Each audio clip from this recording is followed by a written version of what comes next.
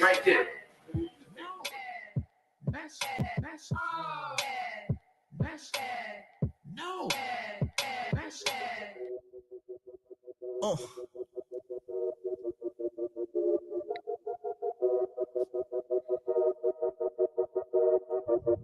Ride.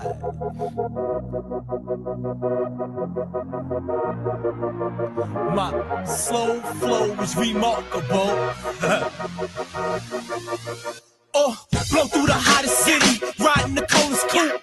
Took off the top, guess I murdered the roof. The seats are red, bloody convertible. I'm killing them slow, what I'm supposed to do. I'm sorry, your honor, I murdered designers. I'm hot as a sauna, you feel my persona. I'm fly as whoever, whenever, wherever. They talk about bread, I'm talking it better. I do you one better. I'm talking about cheddar, I'm talking about bacon, I'm talking about lettuce. My money routine reminds me of breakfast. They talking it now, I'm talking forever. I'm money till the day that I die. I'ma spend it all while I'm alive. I'ma rep my gang till I live in the sky. They ask me why, my reply, the good die young. My nigga, don't jinx me, don't jinx me, don't jinx me. I said the good die young. My nigga, don't jinx me, don't jinx me, don't jinx me. I still got money to get. It's rare that I smoke, but I'm smoking tonight. I'm blowing out purple till it block out the lights. Can't see through the fog, baby, do what I like. I heard that you sing, grab a hold of the mic. Oh, your friend is invited, you freaky, I like. We can all have some fun, let's Nicky tonight. That means the Minaj, don't think that I'm rude. I'm reading your thought you wanted me to. Fast forward to fresh, skip to the nude. If you ready to rock, here's the keys to the room. Here's some cash for a cab, cause I'm sleeping you through. Let yourself out, what I need you to do. I'm money till the day that I die. I'ma spend it all while I'm alive. I'ma rep my gang till I live in the sky. They ask me why, my reply, the good die young. My nigga, don't jinx me, don't jinx me, don't jinx me. I say the good die young. My nigga, don't jinx me, don't jinx me, don't jinx me. I still got money to get. They say what I'm doing, I'm living my life, getting money all day, spending money all night, having a good time. I do what I like, I should do better. I know that you're putting stacks on stacks on stacks. I'm putting racks on racks on racks. If I'm still alive tomorrow, spend it, I'ma get it back. If I'm not, they say that I'm done. It's been one hell of a run. I'm getting money. Yeah, good day, everyone. How y'all feeling today? Hope y'all doing well. I hope y'all are doing well. Good day, everyone. You know how I like to start the day. When I say good day, make sure you say it back because I feel that energy. Thank you. I really appreciate it. So how we doing out here in these goddamn YouTube streets, man? It's fucking crazy. Good day, Sherelle. How you feeling, baby girl? Good day. We don't say good morning over here. We say good day because everybody here is alive. We are a day above ground, so we do not mourn each other. We say good day. We give each other that great positive energy. So give it back and say good day. Yes. So yeah, man, it's been crazy. And we need to soften up the mood out here in these goddamn streets. We need to let the smoke clear. We need to let it rain and clear it up. Yeah, really. That's what I like to feel. I like to feel that energy. See that love? See those hearts you put in? Yeah, I feel that. Good day to you, Darryl Long. What it do? I'm glad that you here, you know. That's what's up. Working is a good thing. Working is a good thing. You got to provide. You understand? Damn. See? So this is why, because Darlon said he's going live later with that smoke. So here we are clearing out the air before he smokedified the space the way how he does. So we're going to let it rain and we're going to clear it out. Sherelle, I'm glad you be safe on that damn road. I'm glad that you hanging out with me. Shout out to Truth. Good day to you, sir. And hopefully I can entertain you while you're on that road doing your thing, making that coin. And we know Rel loves the coin. Give her the coins. But yeah, we're gonna try to lighten the mode and we're gonna talk about something else. We are gonna talk about these raggedy men and successful women going hand in hand because they just cannot seem to stay away from each other. I don't know how it happens, but somehow successful women, they tend to just want to reach out and grab a raggedy man and build a relationship with that man. I'm thinking it's because it's a survivor complex. How you doing, Robin? And good day to you. Hey, it's for horses, girl. Good day to you. I think it's a survivor's remorse situation that goes on with people in general. It's not just a female or male thing, to be honest. However, we see it more often than not with women trying to help some man out that they know they got no damn well. They have why? You know what that outcome is going to be. You know the chances of that relationship is slim to none of that relationship being successful. But somehow you want to deal with these men that you know is going to be promiscuous. You know he ain't gonna have no great character. You know he ain't gonna have no integrity. You know he's not gonna have no consistency. But yet what we see is women complaining about men, but really what they're complaining about, they complaining about the bottom of the barrel men, and then they generalize all of us men in that same fucking bucket. But we are not the crabs in that goddamn bucket. No. There's a lot of beautiful, successful men out there. However, y'all are choosing the raggedy ones. Good day, Jill. How you doing to you?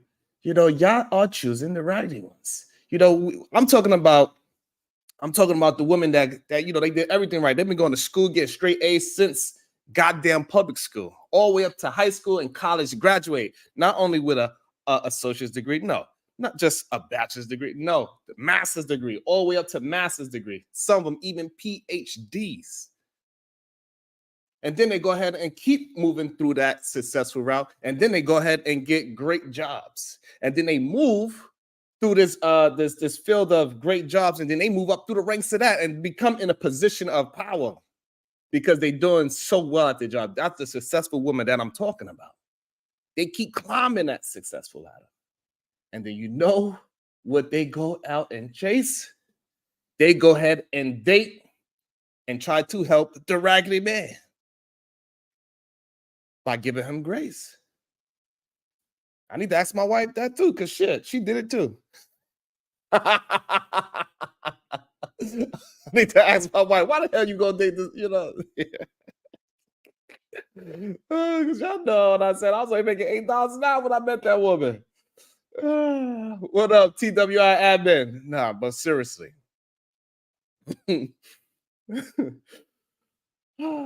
Is it because women are natural helpmates? Is that what it is? El Khan Ali, good day to you. What he talking about? Grand Rising. Look, you know he toxic. You know he talking about Grand Rising King. A successful woman doesn't mean a good woman. Just because a man is successful doesn't make him a good man. I like that he is being objective early in the day. It's afternoon now, but that is a great point. Success doesn't mean that you are actually conductive and producing great things in society. So, you know, he has a great point with that. I can't really argue that. However, in these spaces, what we do tend to say is that the successful person is the good man or the good woman. Those are the women that we are suggesting people should go out and be attracted to. The man that is, you know, structured and he has his foundation down. Good day, Princess Cammy. Also, with the women, they want to be, since we are telling these women that are you what you are trying to attract. So therefore, if she wants a successful man, then therefore she needs to go ahead and be successful. So if you want somebody that's intelligent, first of all, you need to be intelligent. This is what we tell these women to do. So she's gone out there and being all those things that we tell her that you need to be this before you go ahead and chase that. This is where the problem happens, I'm assuming. Because it is. a lot of women out there doing the right things. Good day, Lauren Mack. However, why are y'all choosing? Can somebody explain that to me? Why are the successful women choosing the raggedy ass man that we know is smoking weed? He's drinking alcohol. He's sitting on the couch. He's just hanging out outside. He's on the corner. His pants is below his goddamn ass. No ambition. You got to force him to get a driver's license. Kiki, in real life, good day to you. Why are y'all dealing with them? How do y'all even find these fucking... What is it like a... Where do you find these people at? Where are you meeting these people at? That's what I'm curious at. Because I don't really interact with these type of people in my real life. I don't have conversations with them. Maybe on a job site once in a while, I guess. But not enough to actually hold a real long conversation with them. How? What are y'all doing? I want to play this video, though. That goes to show that y'all like to choose wrong.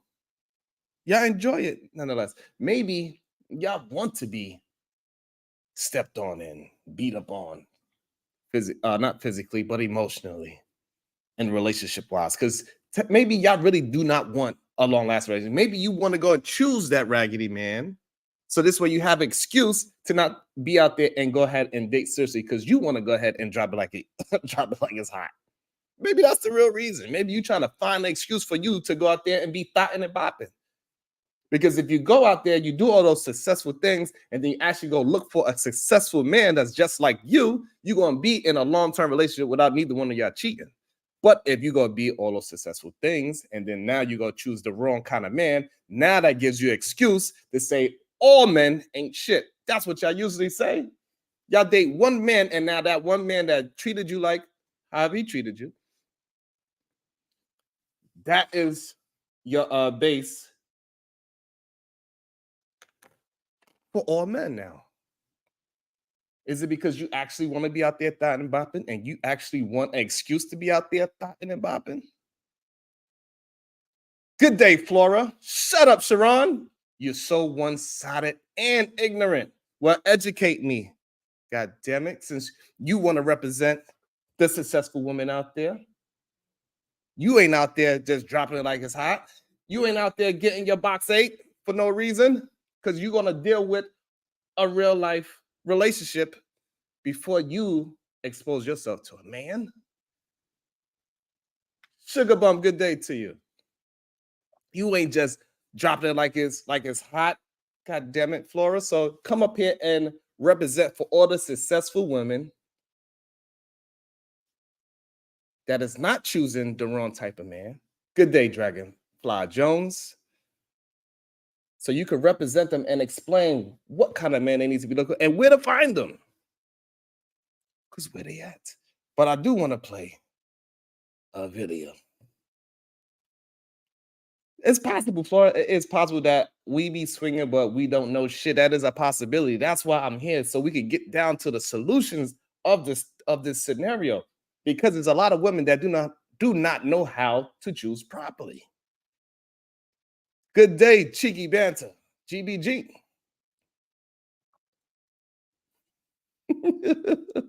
What you talking about, Cheeky? Ain't no we vegan over here, bro. Little Plastic Spoon, good day. We are vegan over here. It is no beef over here. The beautiful Natasha Vincent, good day to you. You know I love it when you are here. So let's go to this. I want to get into this video because I think it's interesting to say the least. But you know, Cheeky said I'd be starting stuff. I ain't started a damn thing. I don't know what he talking about. I don't know what he talking about. So we're going to talk about this right here. So this British woman blasts boyfriend after he exposes her for cheating in the UK courtroom. Let's go see what these people are talking about. Let's go. Judge Will. Can we hear it? No. You found text messages on Jonathan's phone from somebody called John. Yeah. And you've said that these text messages say, where you at, X? Hold on. You looked cute tonight, X. Like, why the fuck you looking through my phone? Who the God damn. So John, why? John, why you got a man? Is this? I believe this is a UK television show. That's what it sounds like to me. Because he's about to say, "Fam, where's the peas, fam?" In it, why would you name? Why would you name the person John? Because it seemed like the person name is maybe, I don't know. Maybe her name is Joanna, so he named the person John. And this person, why would you keep the text message saying, "What you doing? You looking cute tonight"? Why would you keep that anything in the first place? That's because he's trying to get caught, maybe? Maybe because he know he shouldn't be in a relationship with this woman, so therefore he put the evidence out there so possibly he could get caught, so this way she can break up with him instead of him just telling her, "I'm a piece of shit. You shouldn't be with a man like me." Good day, Travel One. Maybe that's what's going on. I'm not sure, because sometimes people like to tell themselves without actually telling themselves. But let's keep it moving through the video. The hell is John? John's just a brethren like the man does music with. Like, you get it? He does all like the behind the scenes videos now when man's at the studio. Okay, cool. Going for your phone wasn't a good look. And I think it's only. And I would agree with that before we move through. For sure, going through somebody else's phone is not a good look. If you don't trust the fucking person, then you need to let the person know. God damn it. Like, I don't trust you. I need to look at your phone because I'm not trusting you. I feel a certain way. But the only thing is, if you are actually not doing something, you want to go search through somebody's phone, you look like the guilty party. Good day, Travel One. Sugar Bum, I'm one of the greatest men you know. What are you talking about, girl? What are you talking about, Sugar Bum? I'm one of the greatest men you know. God damn it. That's the only thing. So if you want to go search through your man or your woman's phone, just be known that you are going to be the one. If nothing, you don't find anything, you are going to look guilty as hell. Why do you want to check my phone? Are you doing something? Is what somebody is usually going to think and do. But let's keep on pushing through. You're right that we actually give John a call. Oh shit, they didn't give John a call. Hello? Fuck! How do you know Jonathan? Oh, I was literally with him last night. So Are you okay? No, he's not. He's not okay. It is what it is, isn't it? In it. You He got caught. And yeah, I will complain about money because you're broke. Damn. You are broke. Say nothing. I'm saying Say nothing. Say it with your chest, innit? I'm saying In it. Chest, how you're innit? treating me. Say it with chest. Say it with your chest, isn't it?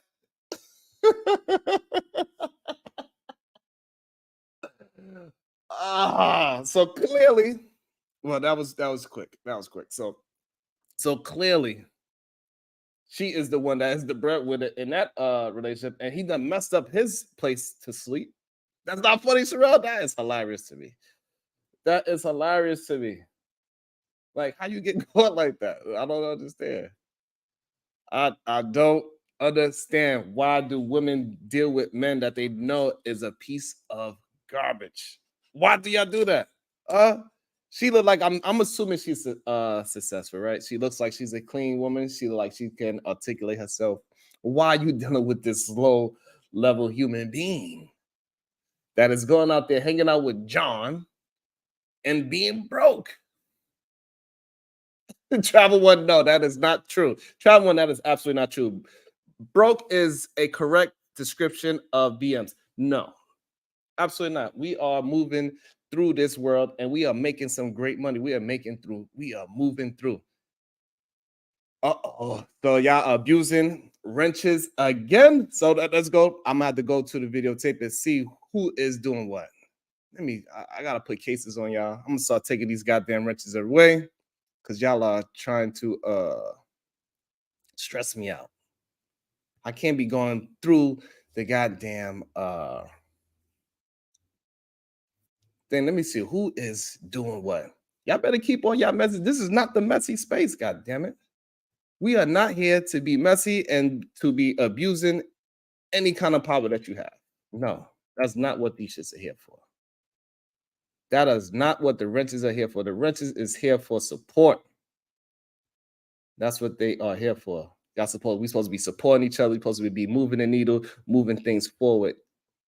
That's what they are here for.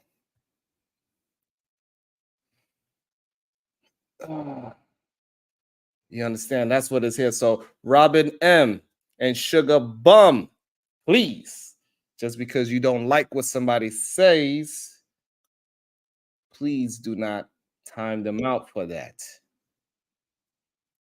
Do you understand? Okay, Robin M said it was an accident. My phone slipped. I tend to believe Robin M. She said her phone slipped, it slipped. Hey, it happens. T Fatty, how you doing today, sir?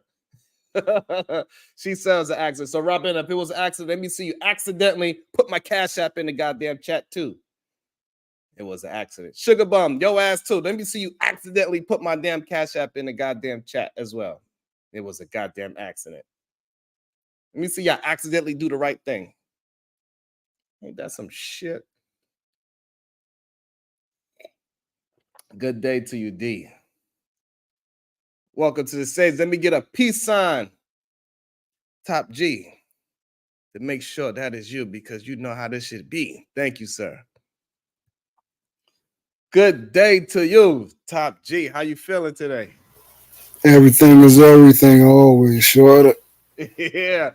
What is going on? Why do you believe successful women like to go for the low-hanging fruit? Because if they actually go for something that's, how you say, worthy, then that means they have to be accountable to who they are now. They actually got to do the work. But when you go for something that doesn't matter, now you have an excuse to say why you didn't have to put your best foot forward. So you saying you kind of agree with me saying that they are choosing the low hanging fruit so they can have a reason to go out there and say all black men, like similar. Maybe Travel One is one of them successful women that needs to come up and give us an explanation why she feels that black men are so horrible in this world, right? Because she seems like she has a real disdain for black men in particular, or maybe as men in general. I'm not sure. So, Travel, maybe you can make that clear to everybody that's in the chat, or even come up and give me an explanation. Why do you have so much anger towards black men? But it seems like a lot of successful women, they tend to date down so this way they can have excuse to say that there are no good men out there in the world. Well, that is absolutely not true.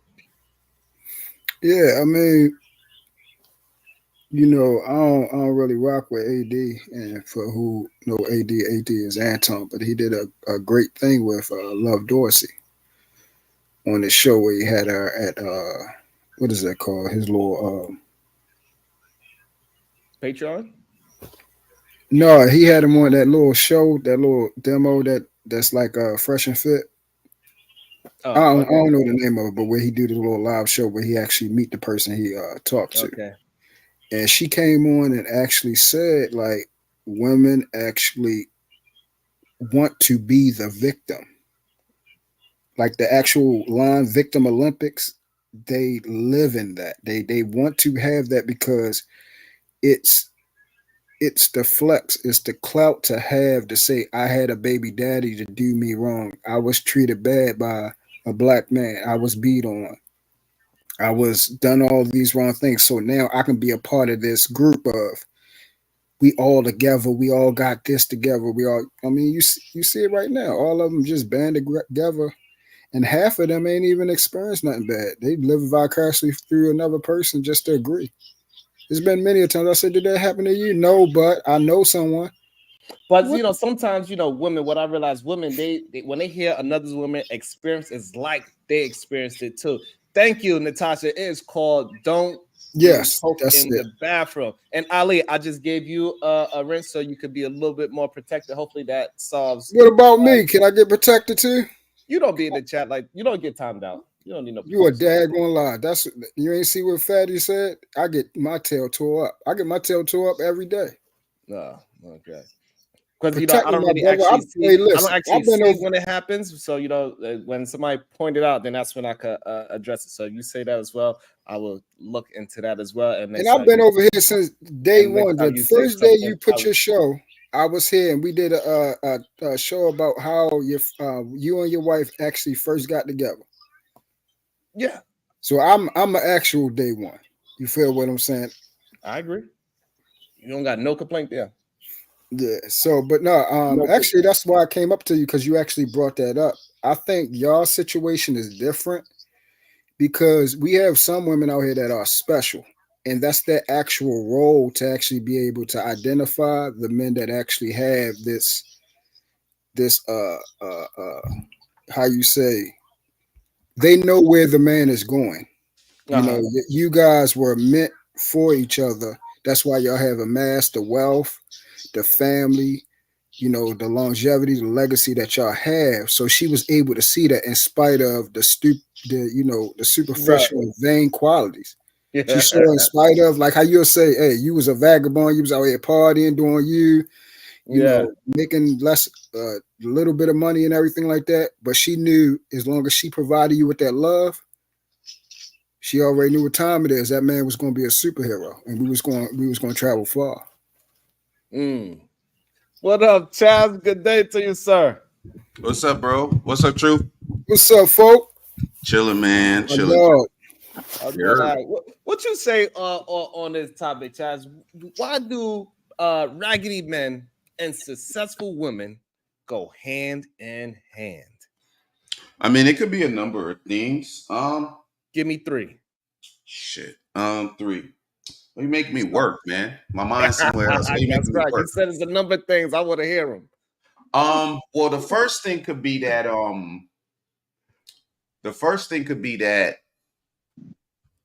Kasim, top of the morning, or top of the afternoon now. Kasim, what's up, fella? Can you hear us? What's up? I think he just froze. It looked like he just froze. Oh, there you go. He there. Oh, there you go. Good day, Kasim. He working. Hey, what's up, fam? How are you? There you go. Afternoon, everything is everything, Cass. Everything. I just got finished with a whole bunch of projects now, so I just happened to get free for a little bit. But this is a really good topic. I think the reason why a lot of women pick low-hanging fruit is because some of those low-hanging fruit, they vibrate very high to them sexually. Oh, and it's very difficult for women to go against what they're sexually attracted to versus what the character and the attributes of a man has. And I think that when you look at it in that particular aspect, we say, hey, like, why don't you go for this type of guy? You know, he's successful, he's got his things together, he's stable, he's XYZ, but you know, he just don't, you know, get my motor running. So I do believe that a lot of the quote unquote low hanging fruit men vibrate very high for them sexually, and it's very hard for them to ignore that. That is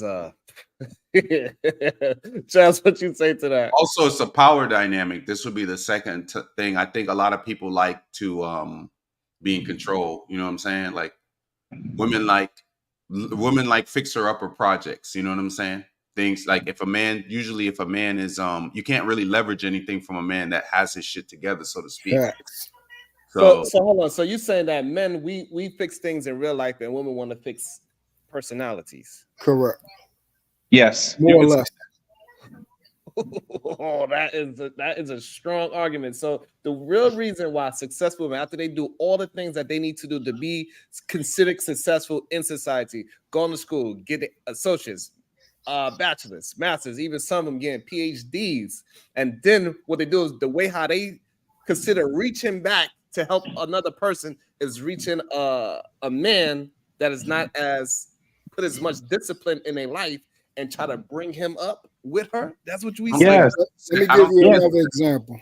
I don't think necessarily bring her up. I bring him up. I just think like it could be like just kind of a power dynamic thing. Like, you know what I mean? I don't think it has anything to do with per se bringing him up, just being able to control, just to be in charge, stuff like that. I don't think it's really bringing him up. So you more saying the fact that now whatever he does, she got control of it because it's because of her why he's in the new position that he's in. He went from the bottom, now we here, and now she could control his movements in a sense because psychologically she's the one that usually people that are educated typically people that are educated intimidate people that are not. Yeah, that's that's where I was about to go at. So let's say she, and this is a true story, right? Let's say she ran across, because the narrative is women want a man that is better than them in all categories. But what they don't tell you is when they actually run across that man, they become very inferior To the man? towards the man.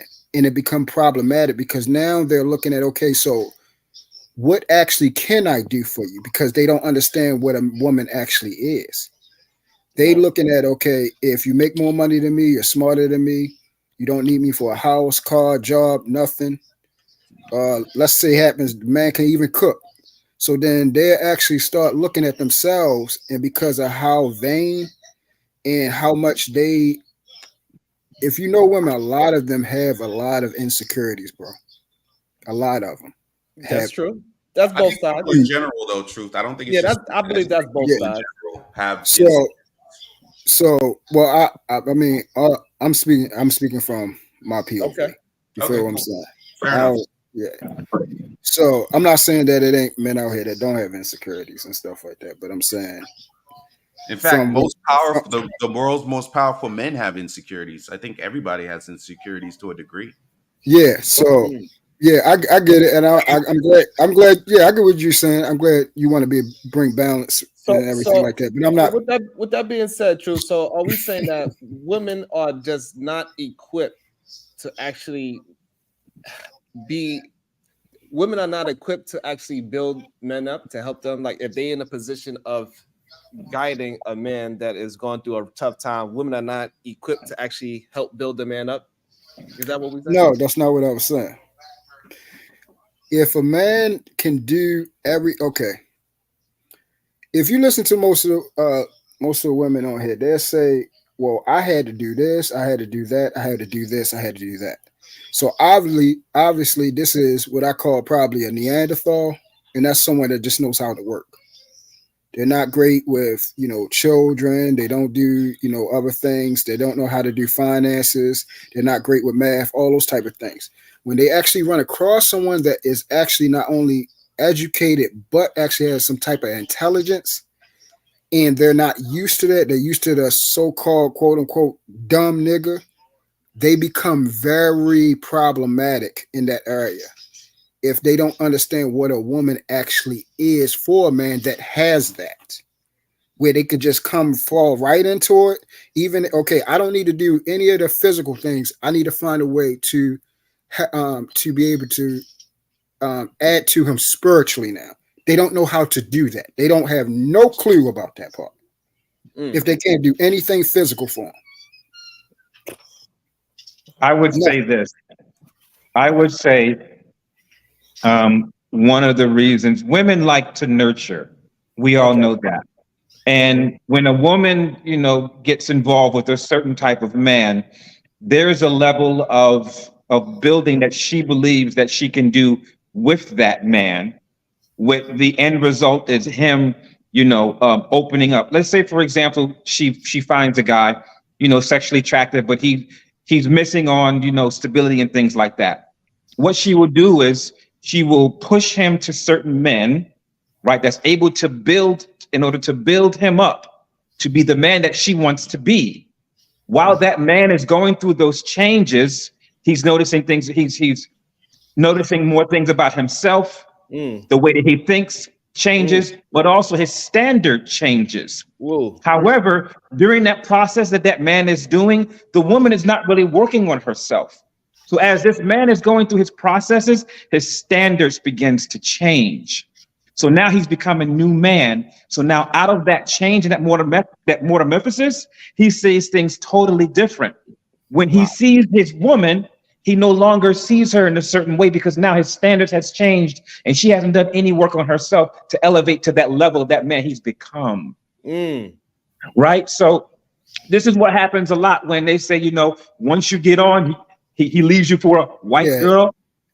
He's talking. That's where that whole thing comes from. Yeah, that's where that whole thing comes from. So it's like these reality shows that I used to watch, particularly like with the makeovers. Maybe these makeover shows they used to do, and they would send the man away, or they would send a woman away for like 8 weeks, and you would see her going through physical training, and her body's all right.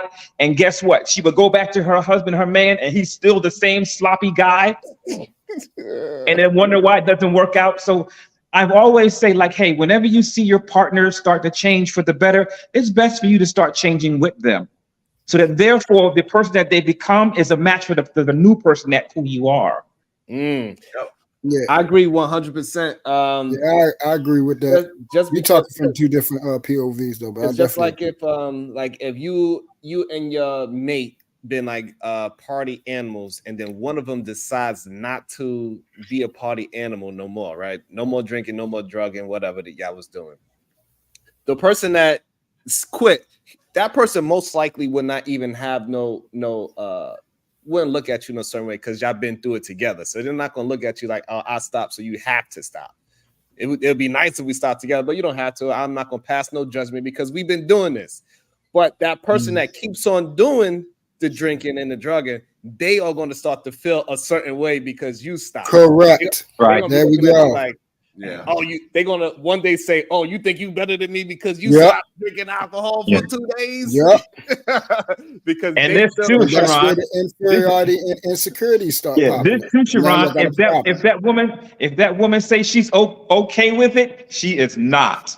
She's not. Don't believe the hype. If she say she okay with it, she is not. You better do the opposite. yeah, man. Like so, and that goes with like with the alcohol consumption or working out. If one of your husband or the wife, whichever one starts working out and the other one doesn't, that one that is not doing the work, they are going to start to feel away and they're going to start to feel insecure, even though you might not even look at your wife no differently because you love who you love. You're like, fuck it, we here. And I just feel like that for myself. So you got to be very careful of that as well. What do you say to that comment, Chats? What you think about that? I agree. I don't disagree with anything. Everybody's been spot on thus far. Woo! Yeah, All these people in the chat disagreeing. I want to see them come up here and disagree with this goddamn you logic. want them Who's to- disagreeing in the Yeah. chat? I can't see the Good chat. day, Mike. Sharon said, Good "Hey day Chaz, to you you. see it? I just Good want day, to Brittany D. point something out to you. Sharon always say he don't want the mess, but then as soon as he see everybody agree, he said, "Woo, let's get somebody up here to come up here and do some crazy." He mess." won the contrarian, huh? Yeah, I don't He want to something contrary, bad to but come up I here. want to be able to. And then he attack start the grabbing his head like, "What did I do? Oh my god!" point. No, because sometimes it's very interesting to me when people think differently to me, and it's always interesting to me. And I want to see where they thoughts patterns come from. Is it experience or is it somebody else's experience? Because a lot of times what I see is something that you alluded to earlier is that it's usually somebody else's experience that they are talking about. They're not actually talking about their own experience. The same thing with the whole racism conversations that we have. Most people in this society nowadays, in the past 20 years, they do not experience racism the way how they did back in the days, but they talk about it as if they actually go through it today. And you know, like they bring up my grandfather used to hit my grandma up the head. That shit don't happen like that anymore. That logic. I just read the chats. That logic, bro, applies to a lot of things. I think even when it comes to the SA situation and things like that, I think that's why it's kind of like, for me, it's kind of, I'm at odds, like trying to like balance that, because there's just no good outcome for that. But I think like a lot of people, like they take in things that had nothing to do with them, that they don't have any experience with, or it's never happened to them. But in their mind, they think since another person went through it, or another, or the same sex went through it, that it's actual factual. You know what I'm saying? And a lot of times it's has nothing to do with you. You've never had that experience. You've never but you're taking in this. What is that called again? They use a term for that, like where you're taking on people's like things, like they're the things that are happening to other people. You're like taking that in. Yeah, empath, right? You feel their emotions. You feel they being, yeah. I believe that's the empath, right? The empathic. To your point, Yes. I think a lot of people do that. You know what I'm saying? No, I ain't gonna say a lot of people are empathetic. No. You would say no? I think women are, well, at least women are definitely empathetic towards other women. No matter what a woman say, they like, yeah, girl, yeah, yup. Yeah, obviously you ain't see what just happened in the last couple. See, yeah, one thing I think y'all don't understand, the intent of why certain things happen means a lot. It means a lot. Why Expound somebody on that. Make your point, Trey. Expound on that. So why somebody do something is more important than what they did. Why they did it is more important than what they did. Yeah. So let's say I gave $1 million to a charity. Okay. And what that did was, of course, we know most people that, most rich people that give, write-offs, they always make sure they find a way to get their money back. You feel what I'm saying? They're going to keep their money coming. That's the name of the game. Name of the game, exactly. So now let's say behind that, I also was involved in sex trafficking. Okay. To acquire that, to acquire that. Exactly. So the intent, and that's what's actually furnishing my business to keep it repetitive and going. See, you have to always look at, okay, why is this individual actually doing what they are doing? So I can do something, and to you on the outside, you would think, oh yeah, that's a good thing, but you don't know what that thing is pushing. You don't know what it's funneling. You don't know what it's put me in a position to do something to someone else. You get what I'm saying? And that's why most people that come out like politicians and stuff like that, you'll be hearing some of the craziest stuff, and you'll be like, dang, I didn't know they was involved in that type of stuff. That's because you don't know the intent of what somebody is doing from their heart. I think everybody wants a leg up, and wants to be as prosperous as possible, and that's just a intrinsic human thing. If we're presented certain things, and if we can use them to our advantage for us to get a better outcome, naturally people are going to gravitate and to do that. A lot of it has to do with the discipline of keeping it to yourself and keeping things less messy, right? So you can have a little bit more control of things that are happening, but that's just how people are. Yeah, right. on a And large Brittany scale. makes a great point to what you were saying, Truth. She says it works the same way when you see people do what you would think may be stupid, which we had a long conversation about that yesterday. The reason may make sense, the action may be dumb. And that was pretty much what happened yesterday, right? So the reason to them, it made sense, even though the action, it wasn't following along with the conversation. But that means that the intent, they wasn't intending to be disruptive, but they was disruptive, right? That's what we're saying. Like people that be disruptive. So since they don't mean to be disruptive, that means that is okay with your words, right? No, that's my whole point. It has to go in tandem, hand in hand. What? I'll say it like this: right way, the right thing, the right way. Put it like that. But what type of guideline or standard can we all agree on that is quote unquote the right way? Right. If we not, we would never do that. Yeah, we would never do that, Cass, because we're not a monolith. That would never happen. So then that means intent doesn't matter. Exactly. No, on a society scale, yes, it doesn't matter. On an individualistic scale and who you are as a person, if you're claiming this thing called integrity. So the reason why I'm disagreeing, I believe, is because I don't like. So if I'm into politics and I want a bill passed, I do not care if a racist man that he come from a long family of him hanging people in the tree, but if I can get that racist politician and his racist family to sign a bill that's going to help black people, I do not care if that racist man signs that bill, as long as I get that bill done. So why would that's not what I'm saying? Okay, so now take that very narrative that you just created. Now, what if he passed a bill where somehow, some way, and just humor me here, please. What if he passes a bill that racist man that is used to hanging has been able to create a situation where he can do public hanging of black people now? That law that he passed now equates to now he can do public hangings of black people. Because of one of the little loopholes in the law, they have all these lists of things to pass, and one of them was that, hey, I'll give you what you want, but I got to get your peoples in public, like that. Yes. Yeah, see, it's different now. Well, It's I mean, it's, the it's reason different. why it's different because you add in like physical capital punishment to a bill that's going to help Black people, so it makes the conversation a little bit more difficult for me to the hypothetical more difficult for me to grasp. But if that's the way how you want to loop it, then I guess I can understand that, because most bills is not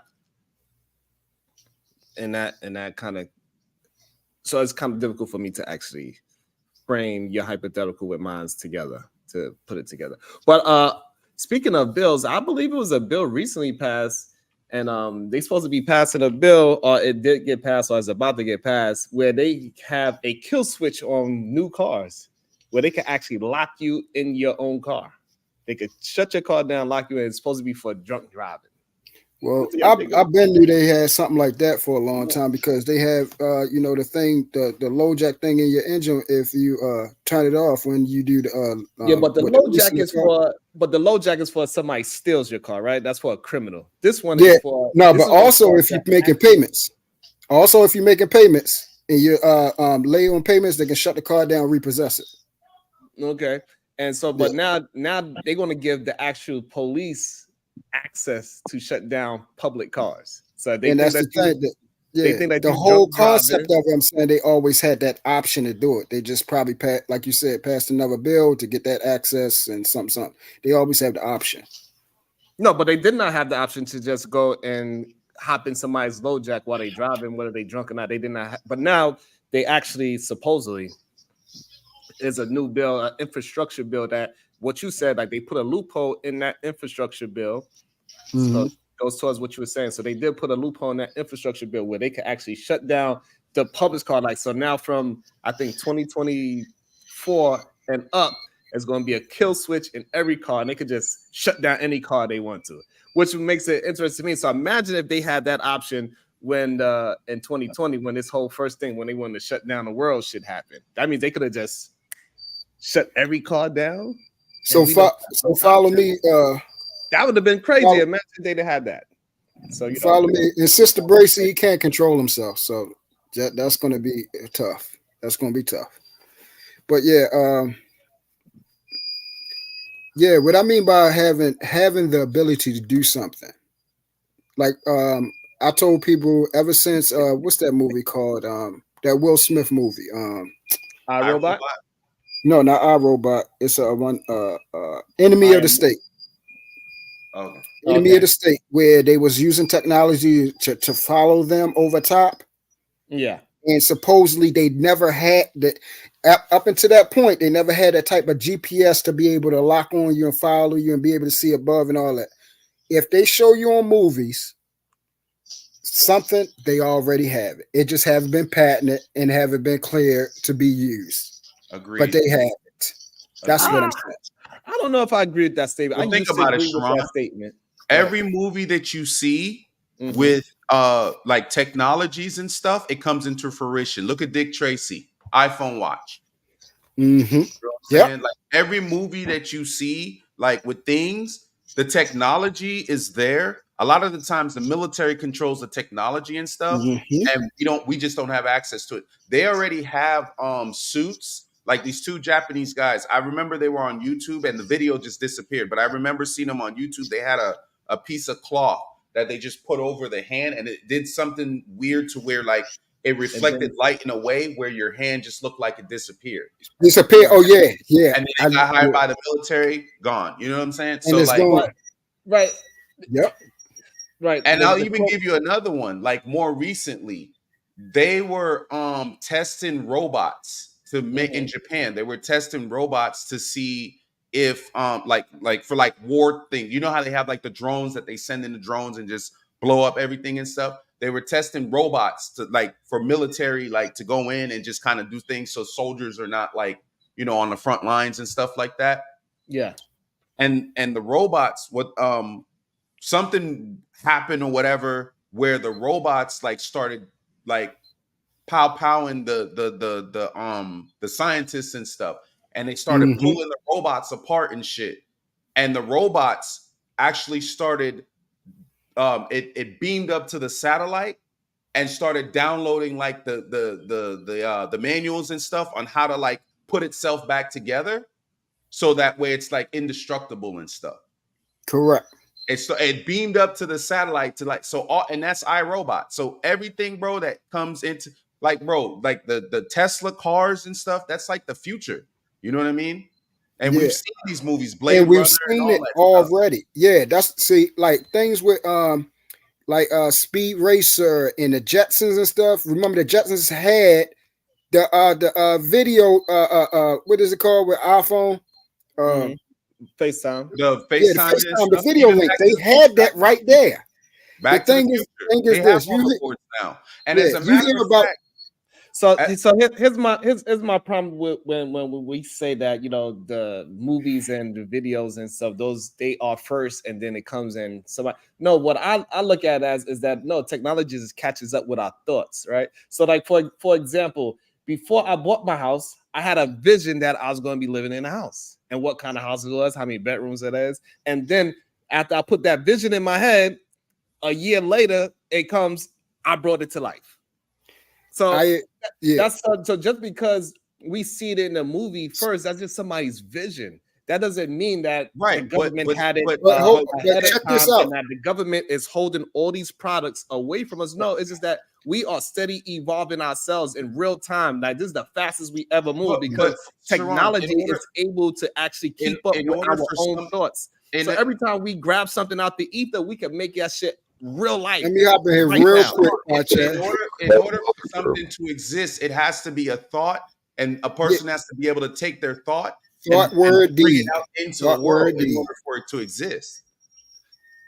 Exactly, that's what I'm saying. So when we see it in a movie, that doesn't necessarily mean that the government had it beforehand. So I'm gonna give you the hold. Let me just hop in there. All right. So if we look at a movie, and let's say we go all the way back where we seeing them use a phone on the movie set that does a video call, but we don't have access to these things. That phone exists, brother. We just don't have it. We don't have it. No, it so we're watching them use it on the movie. Like this is not CGI. This is not How are you explaining? Hold on, Tess. Hold on. This is not CGI. This is not something fake. This is not something computer generated where it looked like that somebody's talking. The person actually has a device in their hand that is operating like that. We to the civilians, we don't have access to these things. If you actually listen to some of these athletes, they will tell you some of the stuff that they have available to them right now. It's not on the market, brother. It's a lot of stuff that they have access to that's not on the market. Let me finish, Sharon. Let me finish. I want to jump in right at that point right there with the access. Okay, so then I'm gonna have to go all the way back to it again. That's why I can't. All right, go ahead. If I could go after you too, So the point with the access is that some people they just don't. The access part is because you cannot produce it in mass. So if I come up with a phone, me personally, I come up with a phone that could do all these special things. It's because it's in a controlled environment, so it's not ready for the full public. Let me ask you a question. Hold on, no. I'm going after him. Hold on, bro. Go ahead. So that's why the access be limited because it's special to that person that invented this new character that's in the world. Go ahead. Okay, so tell me this. I'm just going to ask you one. It's very simple. What's the difference between me having a cell phone that has video in 2000? I'm gonna say my first cell phone I had 99. All right, 99. But back in 92, I saw a movie with them having that same cell phone in a set, and nobody has access to cell phones yet that can do what I have now in 99 versus 92. Does that mean in 92 it doesn't exist, or has it been not been available to us yet to be able to use? It hasn't been patented. Has it been went through safety protocols? You know, they use things with mercury, all these different type of things they got to go through first before they give it to us because they can get a lawsuit behind the shit. Which one is it? Does it don't exist at all, or it hasn't been available for us to be used openly? Sharon. So it goes to like what I was saying before. The access is not ready yet because I came up with an invention. So now after I come with the invention and we see it works, I got this one and this one. I can video. Look, these two phones could do this certain function that nobody else had. Let me get a peace sign, please, Flora. And we have these two devices, and then now we got to go to the process of actually how can we bring this out to the forefront. And Kasim probably would know about this because he's into the marketing part of the world. My point is, So does that phone exist? Somebody can have an idea. Just because you have a good idea doesn't mean you can bring it out to the world.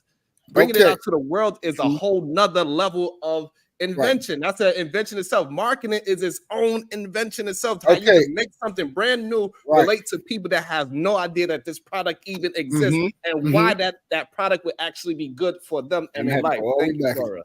So now, does that thing exist though? That's what I'm asking. Yes, does it does exist? exist. Your answer is yes. That's all I needed to hear. That's all I needed to hear. That's what I was talking about. Does it exist? Omni. Thank you, Kasim.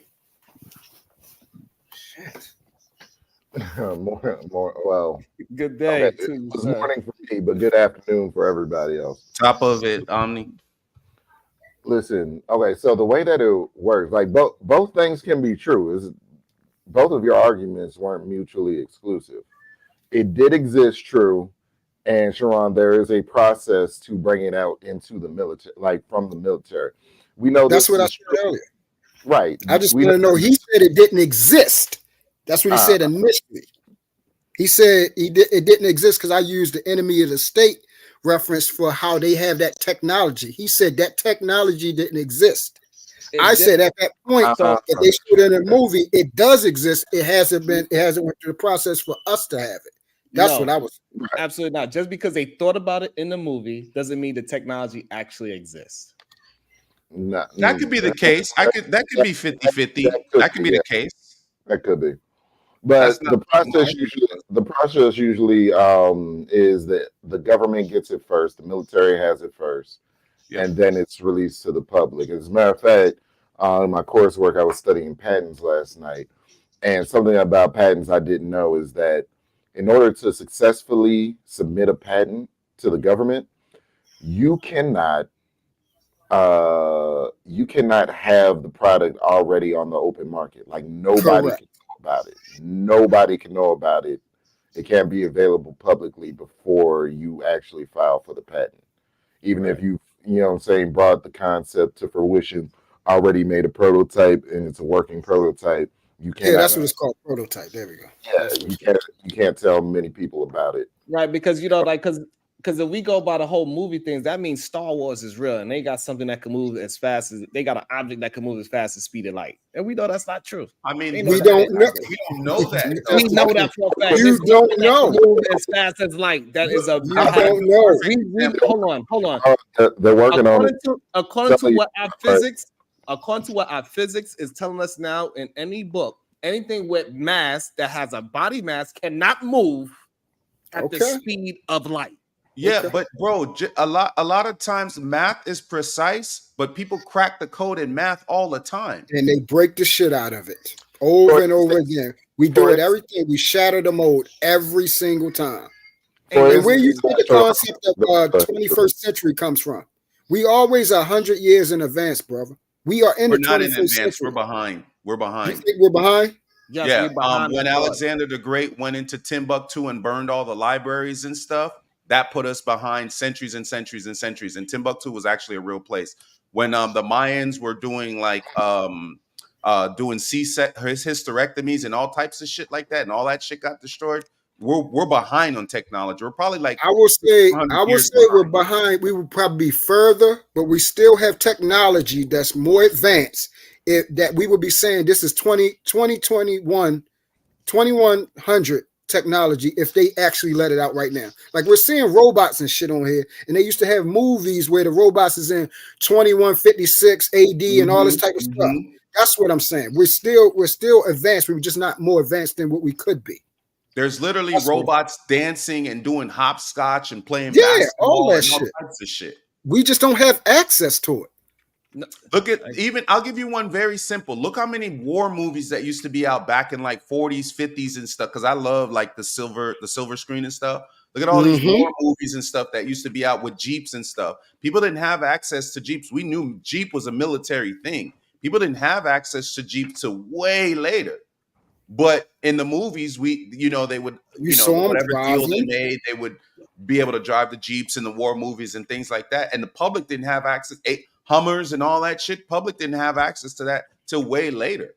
You know what I'm saying? And it doesn't mean they wasn't driving the actual Hummer though. They was driving it. Right. But I think what the military does is they exhaust the technology to where they know that technology inside and out, backwards and forwards and stuff like that before they release it to us. Correct. Matter of fact, we also got to put in the problem too that the military got access to money that human beings don't have. Well, that's beside the point, though. The reason why the Hummer wasn't accessible to human beings because when they first came out, they was $200,000 vehicles because it was bulletproof, bomb-proof. It was. That's not even the point. That's not the point. The point is, it exists. The Hummer exists. That's what we're talking about. And not only that, it was real. Cool. So this is the problem I'm having. Yes, the Hummer existed, but guess what? The Falcon 6 does not exist, and it would never fucking exist because you cannot make a goddamn vehicle that goes faster just because we've seen it on the goddamn screen. We don't know that. Shit. Bro, not even that. Do you see now? I'll give you a perfect case in point. Do you see now you can actually put a down payment now on vehicles that actually fly and stuff? I forget what the company is, but they're actually selling or they're order vehicles that like fly. No, hold on. So the vehicle that fly, that is just an airplane. It is not. But you don't think the Starcraft is an airplane? No, it's not an actual like a Tesla or spaceship, flying, whatever. It's not like it's going to be a Tesla or something like that that's going to fly off the goddamn highway and into the sky. No, you got to take that. You got to take that car. You got to take that car to a private runway and fly off because they was trying to get me to buy one of those goddamn flying cars, and they cost about $250,000. So no, it is not an actual how you make it seem like it's. They're not going to work like that. You're going to get a pilot license like a drone. You got to actually have a pilot license. You're going to have to call air traffic control. You're going to learn how to speak to air traffic control so you can speak and fly and tell them the destination that you're going to. It's not just I'm going to hop in a goddamn car and fly to goddamn Connecticut. But Sharon, the point is the technology exists. We don't know what we don't know. That's the reason why they have things that are called classified. That's why you need security clearance because there's shit that's out there that we don't know about. There's a lot of shit that's out there that we don't know about, bro. Look how fast like the AI thing is happening now. Do you think this technology started this year? Do you think this technology started last year? They've had this shit for years, bro. Even if you go back and look at like some of these like Mid-Journey things and all that stuff, you go back and look at some of those tech companies and see when that they've been doing this shit for decades now, bro. It's just ready now for us to actually like be able to like access it in a safe way and stuff. And there's dangers behind that too. Exactly. There's a lot of shit that exists, bro, that we just don't know what we don't know. But there's a lot of shit that exists, bro. I don't think like the military is just stagnant and just like, oh, a new piece of technology. Okay, we know what it is. Let's release it to the public. Bro, them motherfuckers be having this shit for years, testing it, doing all types of shit so they understand the technology before they so it won't come in your house and blow your head off. Yeah. And also, Chaz, it's not just that, right? There's also Moore's Law, which Moore's Law is less than 100 years ago. Everything that, like, if you crack open, I don't know if you have a PC or Apple. I have both. If you crack open your PC, right, and remove the fan over the part where the central processing unit is, you'll see a chip about the size is like 43 millimeters by 43 millimeters. Your processor. Yeah, that's your CPU. However many cores it has, we can get into that whatnot. But did you know the circuitry that's housed into that small chip used to take an entire room of switches? Those were the original transistors. You don't even have to go that far. You can condense that and make it smaller, make it easier to understand. Look at these. These are SD memory cards. 16 megabytes is like nothing now. Like I can literally put a whole like slew of fucking shelf life for shit. 16,000 pictures for 16 gigabytes. All I'm saying is this is all I'm saying is that, like, yo, before Tesla made the goddamn electric car, the military wasn't just holding on to the goddamn electric car because they're more efficient, they faster, they quicker. That's not what's happening. It's because people with the military, they concentrate on weapons. And human beings, if I come up with a goddamn invention, it is not going to the military first unless it has unless it's weaponry. So It's what the only makes way you the military what takes makes it you first. think the military doesn't have the right to confiscate? We spend the most money in the United States on our military. What the fuck makes you think that we don't have the military don't have the right to come take your shit? They can come seize your property at any time, even if Yeah, your that house is Tesla paid Model off. Y you got sitting in the fucking garage. Let me go They ahead and could take press that shit. Elon Musk could press a That button Tesla and Model all the X, people go ahead drive and let me wherever take they that need to shit. drive. So what- Elon So Musk you Hey, think that they got Apple solar power smartwatch, cars? all the kids will just that drive Apple wherever they need to smartwatch you drive. got, You I'm gonna think take that shit too. you think they Hold got on, fully the only powered way- solar only- power cars yet? Yes, they do. Okay. The reason why nobody wants How long a you fully think they solar had power- that? The reason why they don't have a fully solar power car because it's too slow. It's Oh, not that's going why to you be. think so? That's why I know so, because they're not powerful enough to actually travel the way how human beings want to travel. That's why. Hey, train Okay. with intention. What you want to say to this conversation? Whew, over the past well, good afternoon, everybody. Hope everybody's day, doing too. well. What's up, T? Peace, T. Over the past, I believe it was 1986, the Air Force uncovered a like a field that transcends through everything, and they believe that it started from who said who knows about it? True. Just could tell you because I'm about to pull it up. I know what you're talking about. Started from the Big Bang. So there's a single source, and from that single source, there's an invisible field that connects everything. And it starts to dabble in quantum mechanics, where you can take a photon, right? And this is an actual experiment where they took a photon and set it 7 miles one direction, 7 miles in the other direction, and let's call it tickled one photon that was a part of the same atom, right? Tickled one, and then the other started moving in the same pattern. So what does that identify? When you take a physical object or anything that's combined at one point and you separate them, there's an invisible connection between the two, right? So let's say let's break that down to humans, and this field actually interacts with human DNA. Is this actually what I'm writing about?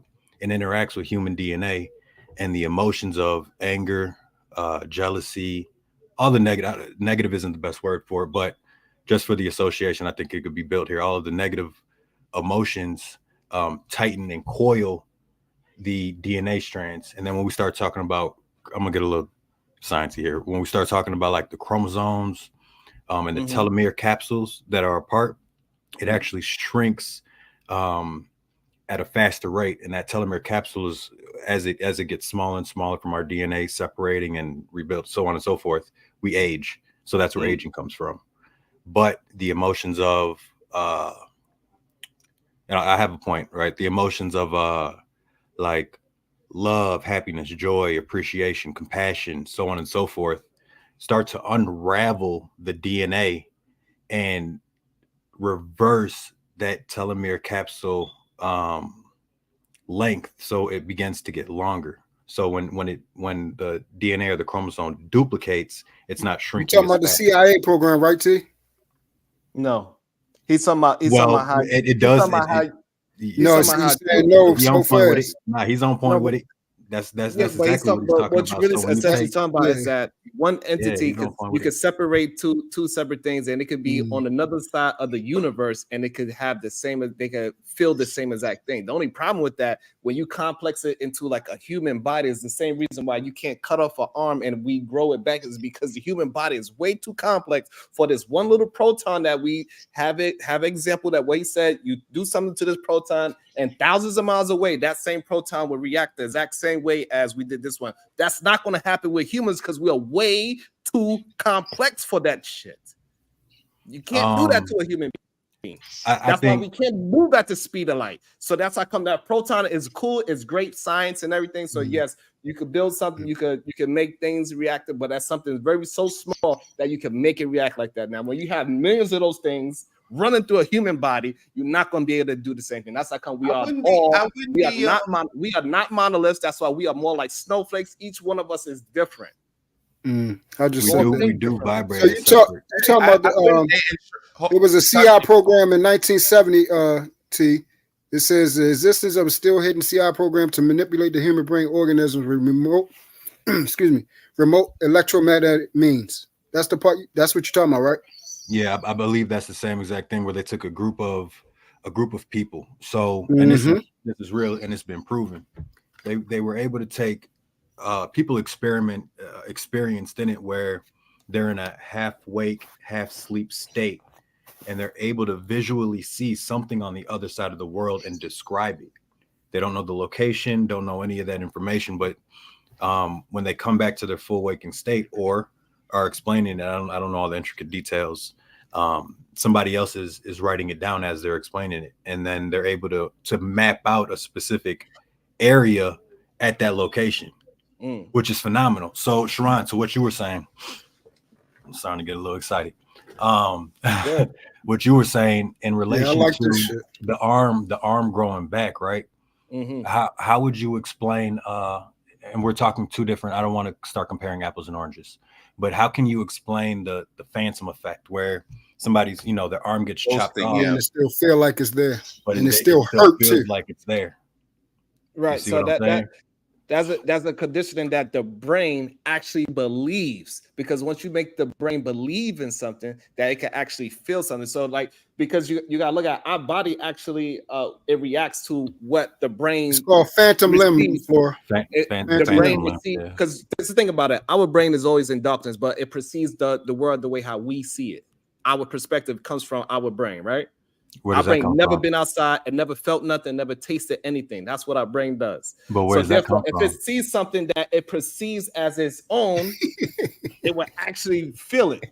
But it actually didn't happen. Hey, Train, I wouldn't even try to go down that road. However, but I want to say with that, Chaz, is that it also got to be a certain type of human being that can be hypnotized. Not all human beings can be hypnotized. So if it was me doing it and you chop the shit, I wouldn't feel it. But if you take somebody that is susceptible to hypnotism, they brain would make it think like their arm got cut off. So that's Sharon, do you have a chopped limb, bro? Are you missing a limb? Are you missing a limb? I know I got all my limbs. Train, I wouldn't even go down that road.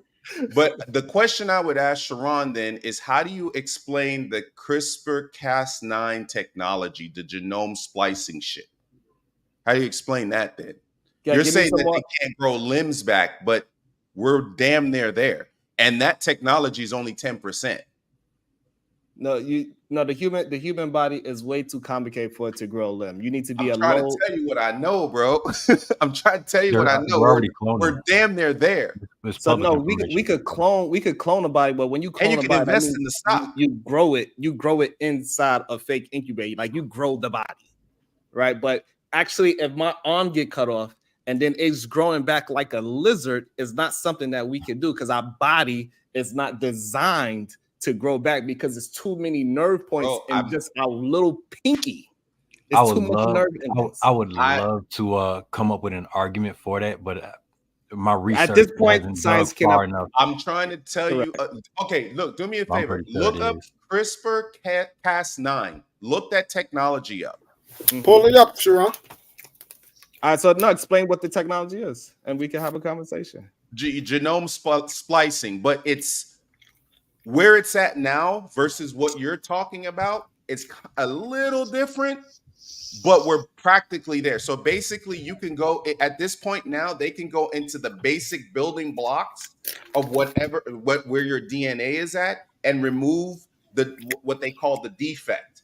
So basically, you can give your kid at the very base, like before they're born, you can give them blue eyes. You can make them control their height, stronger. You can make them taller. You can basically like that guy with the weird mustache. You can basically create superhumans. Create you a $200 million NBA player.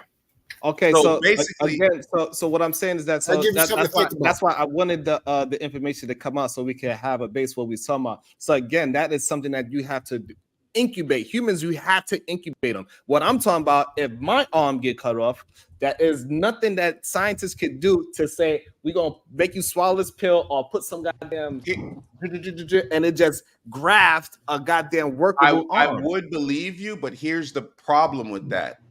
CRISPR-Cas9 is only at like 10%, if that. 10%. And they're already able to do this stuff. Imagine when we get to 30%, 40%, 50%. The tech it exists. It's just people we just haven't the mind that's coming, the next wave that's coming to like look at that technology I and understand do what you. something I about understand it you is just sound not there project. yet. I understand you saying you projecting that if it could just do that at 10%, where you could decide if it's a male or female, blue eyes, green eyes, and that so the possibility are endless. What I'm trying to explain to you, the possibilities are not endless. Human beings have a certain level of capability. The most But thing I can't acknowledge that. you because can this acknowledge that because technology our exists. bodies, we have a DNA. Whatever happened to us, and where they took out certain things in our DNA, whatever that is, that's what we are. We have capabilities. We cannot start flying. If they figure out a way to make a human being anti-gravity, and he would start to fly through the air, he would freeze at those heights that Superman's flying in these goddamn movies. They And he already would have die. that technology. You understand what I'm saying? He would die if he flew up there. They already He would have hit a that fucking bird. technology. He would hit a goddamn bird and die. That's what would happen to a real life Superman. They already have that technology. They have the Hoover things or whatever. Like, so I can't because everything starts somewhere, right? Look at the Model T. The Model T started somewhere compared to like Tesla now. Okay. So the technology's there. They just haven't cracked it open yet, but it's there already. So I can't accept that we don't like it don't exist. I can't accept that because the technology is here already. Remember the Model T? It was like a carriage, looked more like a carriage. The Ford Model T, the first car ever built. Now look at the Tesla, look at the Model T back then. I've seen a few of them. They're cool looking too. But look at that technology where that was at, the very first thing, and then look at where we're at now. So the history, the way that the world works and things work, things are always ever evolving. I cannot accept that this doesn't exist now. So I don't have that same train of we thought. can't accept that the limitations of the human body, the limitation of a human body, that it is way too intricate for it to start rejuvenating itself. Things and animals that are able to rejuvenate themselves, they are very simple and not complex organisms. Is things have limits. And the human body has limits, and this is why they are trying to incorporate humans with technology. That's the only way we can advance our limit, and we start making our bodies and incorporate our human selves into technology. I'm gonna give you a prime example, Sharon. Before, use this a long time ago. We've been doing surgery for so long, but before we didn't ever used to be able to transfer. They actually did you know they actually successful transferring somebody's fucking head? What you Do mean? you know that? What you they mean? actually successfully transferred somebody's fucking head. Now I don't know if they survived. They survived, like years or months or whatever like that. But the person woke up. What you mean? The person was talking. You mean transfer? Took the head off their dying body and put it on another body, and the motherfucker was alive. No, he wasn't alive. So this is the thing. So you don't know. Okay, so you're gonna say he wasn't alive, and you don't even know what I'm talking about. No, he was not alive. So, you know what I'm talking about? So here's the thing with the word. All right, so pull this up in the back for me, bro. So the word being alive actually has a real definition. Just because something is moving or something can communicate with you doesn't mean that it is alive. It's a lot of people that's strung out on drugs that are walking dead human beings. They are like zombies. Those people are not alive. If you go by their frequency, because I'm pretty sure trained with attention will understand this, that a live body has a certain frequency and a dead body has a certain frequency. I agree with you. Y'all hang around dead motherfuckers every day on this motherfucker. You can absolutely be walking around in this earth and be dead. So that person that you are talking about, that they took the body, they took the head off, and they connected the spine and attached it to it. They sewed it back up, and it opened his eyes and it started speaking. It doesn't mean that it was alive. What it does mean that it was able to communicate. Right. Hold on, just Jerome, like the communication of these dead motherfuckers on this platform. Hang I on. agree. Hang on a second. Before you go there, because I can't let you say that, bro. Alive have many different dictionaries. Which dictionary, first of all, we looking up the word alive from? They have a lot I just of let them different slide. I ain't got time for it. The only dictionary I care about the information from is Webster's Collegiate Dictionary. Okay, what does it say? So the first thing it says having life, not dead or what's that? Inanimate. Still in existence, Inanimate object. force or operation. Still alive, in competition with a chance of victory. Definition, blah, blah, blah. Knowing or realizing the existence of something. So I can't accept what you're saying based on that. Because even though you're saying they're walking around like that, they're still in existence. That makes them alive. Okay, cool. So is the Tesla alive?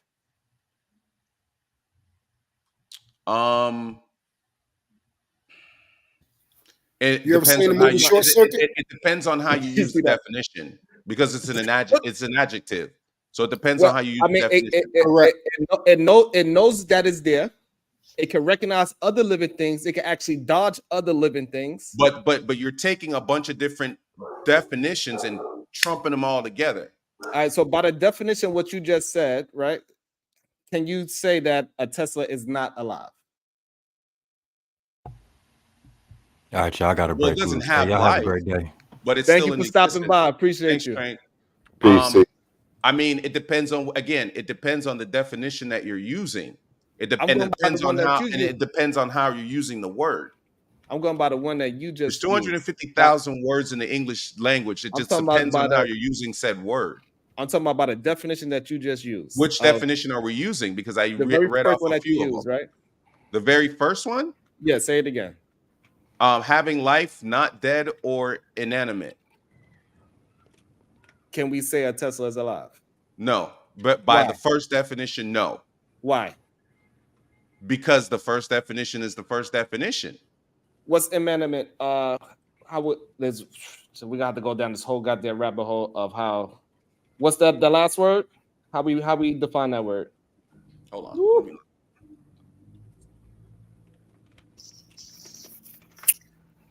I love this. Conversation. Not alive, yes, especially in the manner of animals and humans. Jesus loves me. So by the first definition, you are correct. Because it's not an animal or a human. Loves me. So this is what I'm saying. It depends on how you're using the word. But if you're saying that like something is in existence, it or force or operation, then yes, you are correct. Yes. So you gotta be very careful how you're using words. Mm-hmm. Right.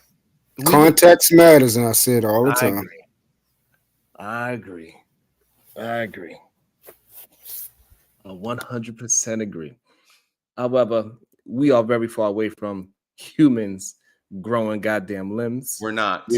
We more closely evolved in maybe training a robot to act and think like how I used to be, and they could have some kind of algorithm of how Sharon talks and how he communicates, and they could put that inside of a robot or a Chaz or a True. We more closer to that, but human beings growing new limbs, we are never going to have it because human beings have a limit on these type of things. We're already there, brother. If you want to say that we could regrow human beings and clone them, and we could determine their eye color and possibly how fast they run, but what we can determine is that after we determine all those things, how long it's going to live. Actually, if you could take out, you don't know what. But that's the thing. I mean, people that's another subject. But let me tell you about the technology real quick. So one of the scientists that worked on that when it was at like less than 10%. One of the scientists in China. He knew a lady. The lady had gotten RP3 and ended up pregnant with twins. The guy that did it had SIDA spelled backwards, and he actually he went to jail. You can read the article. It's you know, he went to jail, but like he was able to remove the defect in there, so those kids will never have those twins will never have a disease. Well, that disease that they know about. So disease in general. He went in and removed those defects. So, but she was pregnant with them at the time. But like I said, you have to think ahead. This is less than 10% at the time. Now we're at 10%. This is why I love these. So that means it exists. It's just not fully functional. This is why I love these conversations, because it kind of relates to my life and how I deal with the construction world. A lot of people think because they remove one thing, right? They remove this problem, that doesn't create another one. So, like, yes, you remove all the diseases that you knew that the parents had, and you say, okay, I take out these diseases here, and so your child would never have this heart disease the way how your grandfather and such and all your bloodline had. We're gonna remove this out. That does not cure it from other diseases that it might catch. You cannot remove. Could be the case, but you cannot say so. Like, but that's what people look at it as. Like, look, they removed all the diseases out of his body. That doesn't mean he gonna catch the next one. It just means that he's not going to catch the genetically disease that is a part of his family tree. That's what it actually means. Not really, because having the upside down disease that we just talked about, or immune deficiency disease, whatever, that wasn't part of his family. I don't think that's part of anybody's family thing. You kind of get that. I mean, unless you were born with it. For like example, Ali said they given human beings pigs' hearts, right? So now what they not understand is that now whatever diseases pigs can get, guess what that person could possibly get now? Potentially, yeah. But you remember, don't you remember, Sharon? You're old enough to remember. So that's Dolly. what I'm saying. So when you take out one thing and you think you're solving a problem, no, all you do is just. But here's my thing. Yes, at this very moment in time. Mm-hmm. At this very moment in time, yes, you are 100% correct.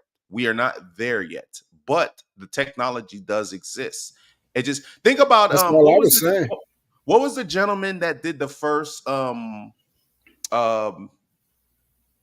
was it? Was it plasma? The black gentleman that discovered, damn, can't remember. Talking about science now, I have to really think. But I'm just saying this. Okay, let's just put it this way. Anybody that comes out, any person that any medical professional that comes up with, discovers something, a cure for something, or any of that stuff, the technology is already there. They're not coming up with this stuff from their mind and scratch. They go to school, they learn about medical things that people before them has come up with, and concepts, and in their infinite, beautiful Harvard mind, they come up with a way to cure whatever, right? That technology is already there. It's there. It exists. It just takes the person to have the right key to unlock it. And this is the same thing, because even though we're kind of talking about something that has nothing to do with it, think about the potential. It's already at 10%. Right. 10%, and we can do all this wonderful, miraculous stuff. Imagine when it gets to 20. It's like the tree and the branch. It's just like we have a tree and we got different branches to branch off of what the tree has already been established. So mine is more like you build the engine. Like you could build an engine, but so powerful before it melts. Like that's how come like example a drag racing car, right? The ones that just go straight. They got like 2,000, 2,500 horsepower in that engine, right? So they could build this engine to infinity power. But guess what? It would only drive one time because it would burn up too hot. Everything gets too hot. You do that one race, it's over. You got to replace that engine. There's no way that you can use that engine again because everything's going to melt. So that's the thing. So when you start taking things out, I'm going to save this. I'm going to take this disease out. This person take this. All you're doing is creating another problem. That is all these human beings are doing. You cannot solve the problem of humans living forever. I'm gonna. But nobody's talking about that. Energy is Right. No, Nobody's but talking about that. No, but that's how we. That's the rabbit hole we get down as humans because we believe of everything could be infinite problem solving. So he's saying that yes, because they figured out a way to give a baby blue eyes, run faster, make them a certain height, and we are able to do that. And we only at 10%. Imagine what happens when we get to 50%. This is what Chaz is pretty much saying. So imagine when we get to 50%. And what happens when you get to 50%, you put all those things in them that human beings going to blow up. Nah, humans will be. Well, I'll tell you this, Sharon. It's one thing we will never be able to replicate. The human brain. I beg to differ. Yeah, that's not we true. We will never be able to replicate that. That's ever. not I beg to That's differ. how complex that part is. I beg to differ. So, okay, you can disagree. So yeah, no, let me finish finish my thought, and then you can. Go ahead. Yeah. So to me, okay, I'll put it like this. To me, I don't think we'll be able to replicate the human brain. That is the greatest computer, bar none, because we create the strongest computers. That's number one. The human brain creates everything that we know in existence and that we don't know exists to this day, through how we say manifest destiny, and then we bring it into the physical. Having said that, also, you was talking about we think that there's no end to what we can do with the human body. No, I absolutely understand that because I actually believe in God. There is a point that you cannot go past because we are not gods. So that I just want to make that clear. I absolutely believe there is limitations that we will never cross. Okay. But see, you have maybe you have a.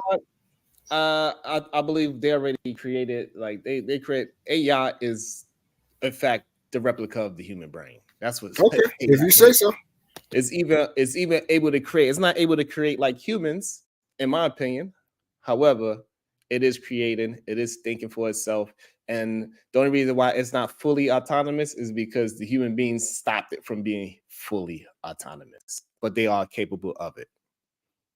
But we scared of what the robots might do since robots do not have feelings. That's why they're trying to teach it to have feelings first before they allow it to be fully autonomous. Because the human brain without emotion is going to be one strict motherfucker. The humans is not going to be ready for that. And that will start the whole revolution of humans versus robots. So that's why they're not allowing robots to be autonomous. The Tesla car is a robot. It's not a car. It's a robot. Let me ask you a question, Truth and Sharon and Jalen as well, and Omni if you guys are there. Has anyone seen the movie Elysium? No. With Matt Damon? Yes, I have. Yes, I have. With the arms and the robot skeleton. He had an exoskeleton. Yeah, where they were all on planet Earth, and Elysium was a space, whatever. And you remember that? Remember that thing that they went into that chamber? Like the kid had cancer or whatever. You're talking about the vault with all the cancer patients and stuff. Yep. Where it cured, like everybody was trying to get to Elysium and stuff, but it was like the poor people versus the uber super rich people and stuff like that. And they ended up hacking it and going up there and getting the girl because she was dying of cancer, whatever she was dying of, and then they was able to put her in that machine, and the machine did all this stuff, and then boom, she didn't have any of that stuff. Yes. Bro, pay attention to movies, bro. It sounds so silly.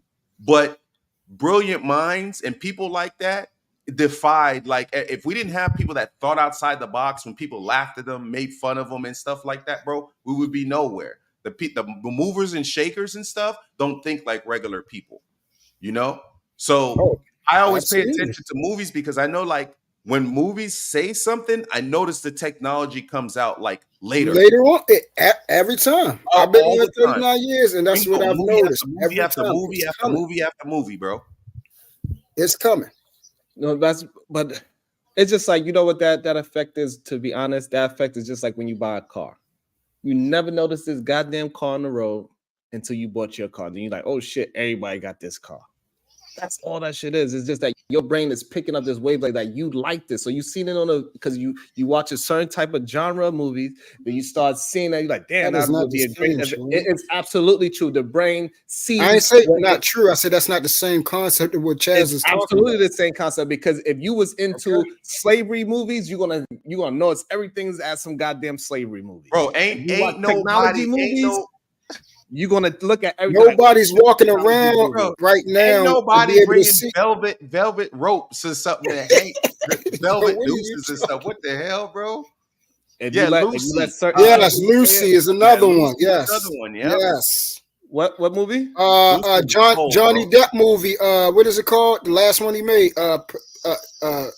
Transcendence. Transcendent. Yeah. Oh, yeah. That was good. That's a big one right there. That was good. What I'm trying to explain to you is that since y'all are into that technology stuff, that's why y'all recognize these movies that y'all watch. Y'all recognize it coming into real life because that is what you yourself. That is your human algorithm.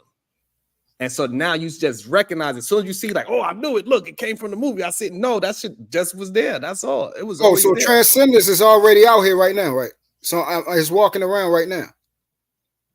That's what you're saying. It's in your phone. Yes, it's called Siri. Okay, my man. It's called That's bullshit, Siri. but I got what you. would Siri remind? Siri would be like. We were talking about something the other, and the first thing I thought about was Siri. But yeah, bro, like I get what you're saying, bro. Because like I don't know. me and Chaz right now, we could go and make some Alexa product because Alexa is open source, so we can make anything. But and we can Alexa make didn't it exist, autonomous. like bro, like the minds that create this stuff, bro, are like Elon Musk and all these guys, bro, like trying to go to Mars and stuff. We're doing a bunch of movies with Mars. Why Mars of every planet? There's more planets before Mars. It's always about Mars. I can tell you why. I can tell you exactly why. It's because that is the next planet that we can get to. It's the closest one. We cannot go and skip a planet. We gotta go to planet because our sun is actually getting bigger. That's how come the Earth is getting hotter. So as the Earth grows, we're gonna have to go to the next planet, and then after that planet is done, and it turns to a melting. Mars, it turns into a melting. Huh? Venus is before Mars. My very educated mother. Venus is before Mars. Let me look at something. Venus, my very educated mother just served us 9 pizzas. That's you don't remember that from high school? However, back in the day. The thing is, the way how the way how it rotates, the closest planet we could get to is Mars.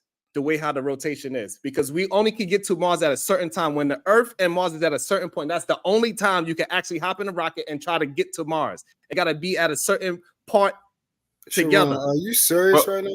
Yes, you cannot just fly. You cannot just fly off the Earth and say I'm gonna make it to Mars. No, Earth got to be at a certain point, and Mars got to be at a certain point. I'm not disagreeing. And what you got to do is the only way you can land there is that you gotta actually. You don't actually land on Mars. You land where you think Mars is going to this be. man. I'm gonna get your homeboy. Let's clarify.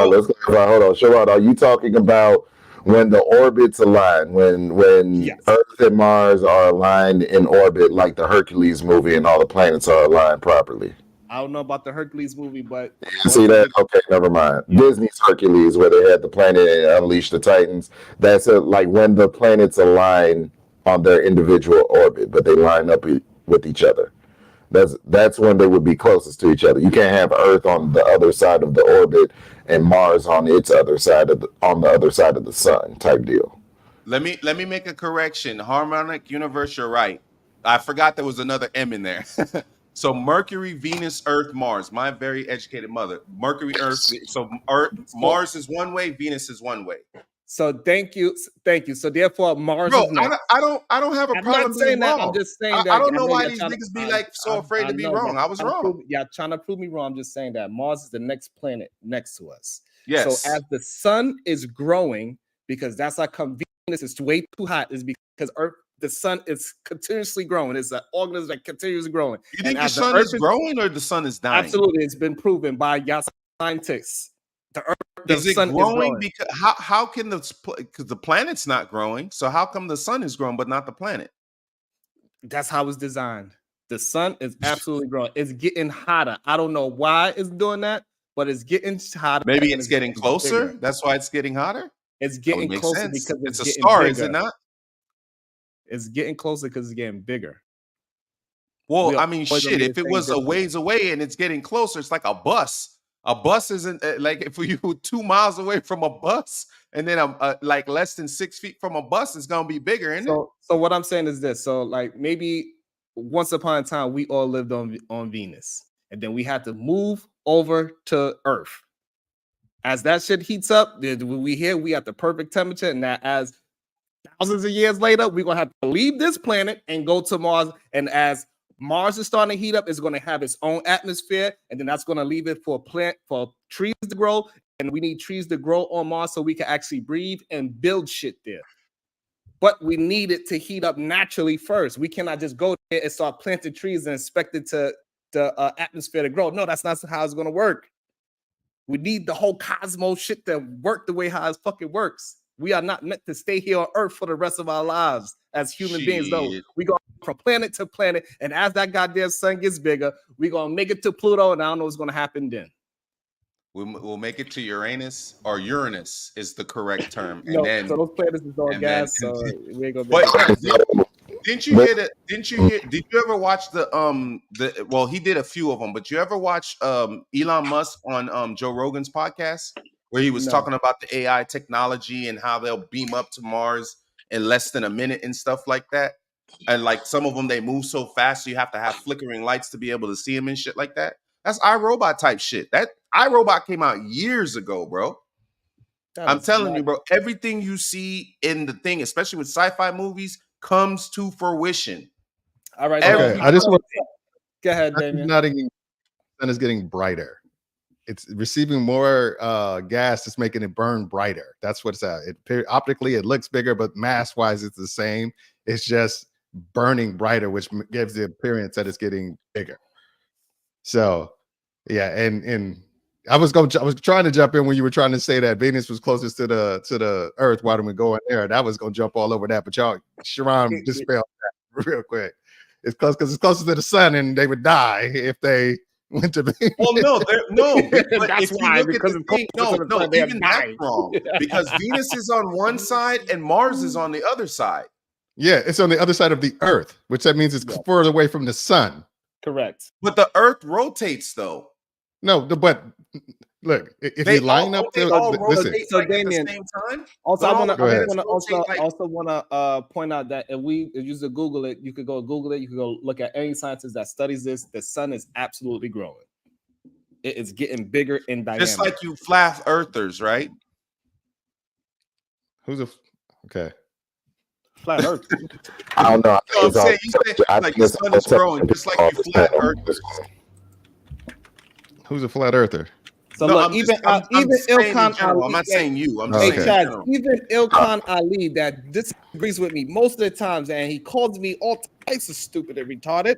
I mean, don't use the R word, but he said it has to reach its peak, then it will start dying. But that's another so-called 5 billion years, which that province I have been guessing. So yes, the sun is absolutely growing in size every year. Every year is increasing. So therefore, eventually we will have to move from this planet to the next planet. And when that planet starts to heat up, it's going to get its own atmosphere. That's the reason why we can't go to Mars right now, because it's not enough atmospheric pressure to protect us from ongoing meteorites, right? So that's the reason why we're here, because we have an atmosphere which the sun helps create. And that's how come we have certain trees that help us breathe.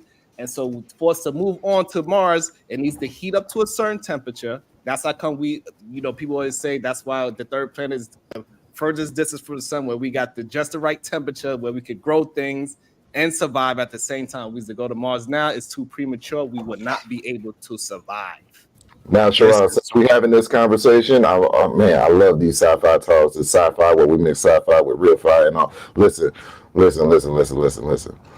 so what do you think is more plausible, right? That Mars gets terraformed or some other planet gets terraformed so that we in our fleshy bodies can inhabit that planet? or with the way that technology and everything's going, that we all become ghosts in the shells. When I say that is our conscience getting installed into robot bodies. Which one do you think is going to be easier? We will never be able to terraform, change the structure of Mars. We will be able to put apparatuses on Mars that make it livable for us if we decide to go that route, but we'll never be able to change the make of Mars, because the reason why we can sustain life in Earth is because we're perfectly situated to do so. We're perfectly situated close enough to the sun to where we get the heat that can help warm the planet, but further enough away to where it's not burning us, cooking us alive. It will cool down at nighttime. Right. Yeah. So it's just it's perfectly structured like that. We can't, like I said, we won't terraform. We can inhabit. If you're saying which will happen first, when will they inhabit Mars? By like putting apparatuses and things in place to where we can live there, or we'll put our conscience in machines. Yeah, I mean, I think realistically, I think that is first. I think the consciousness in machines will happen first.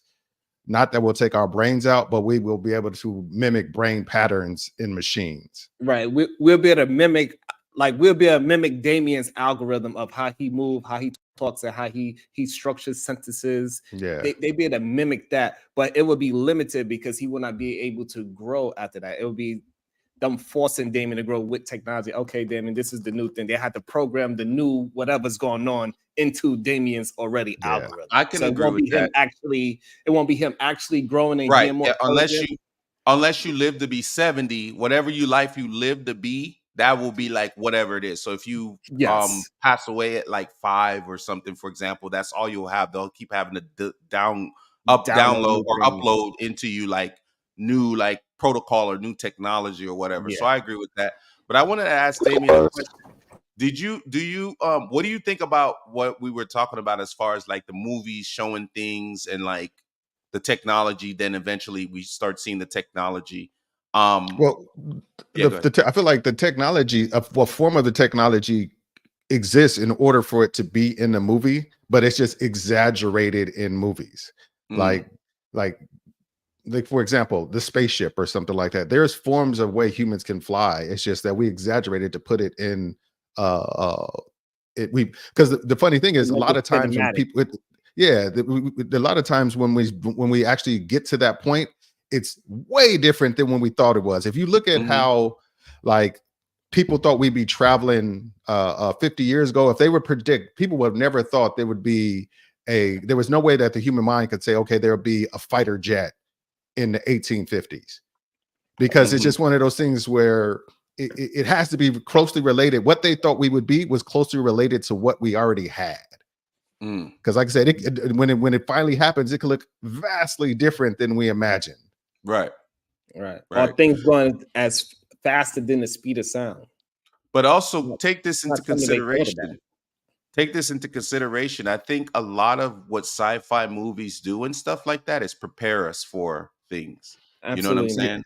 But they're always based on existing principles. They don't create new principles for movies. If you look at every sci-fi movie, it's always based on existing understandings and principles that are current.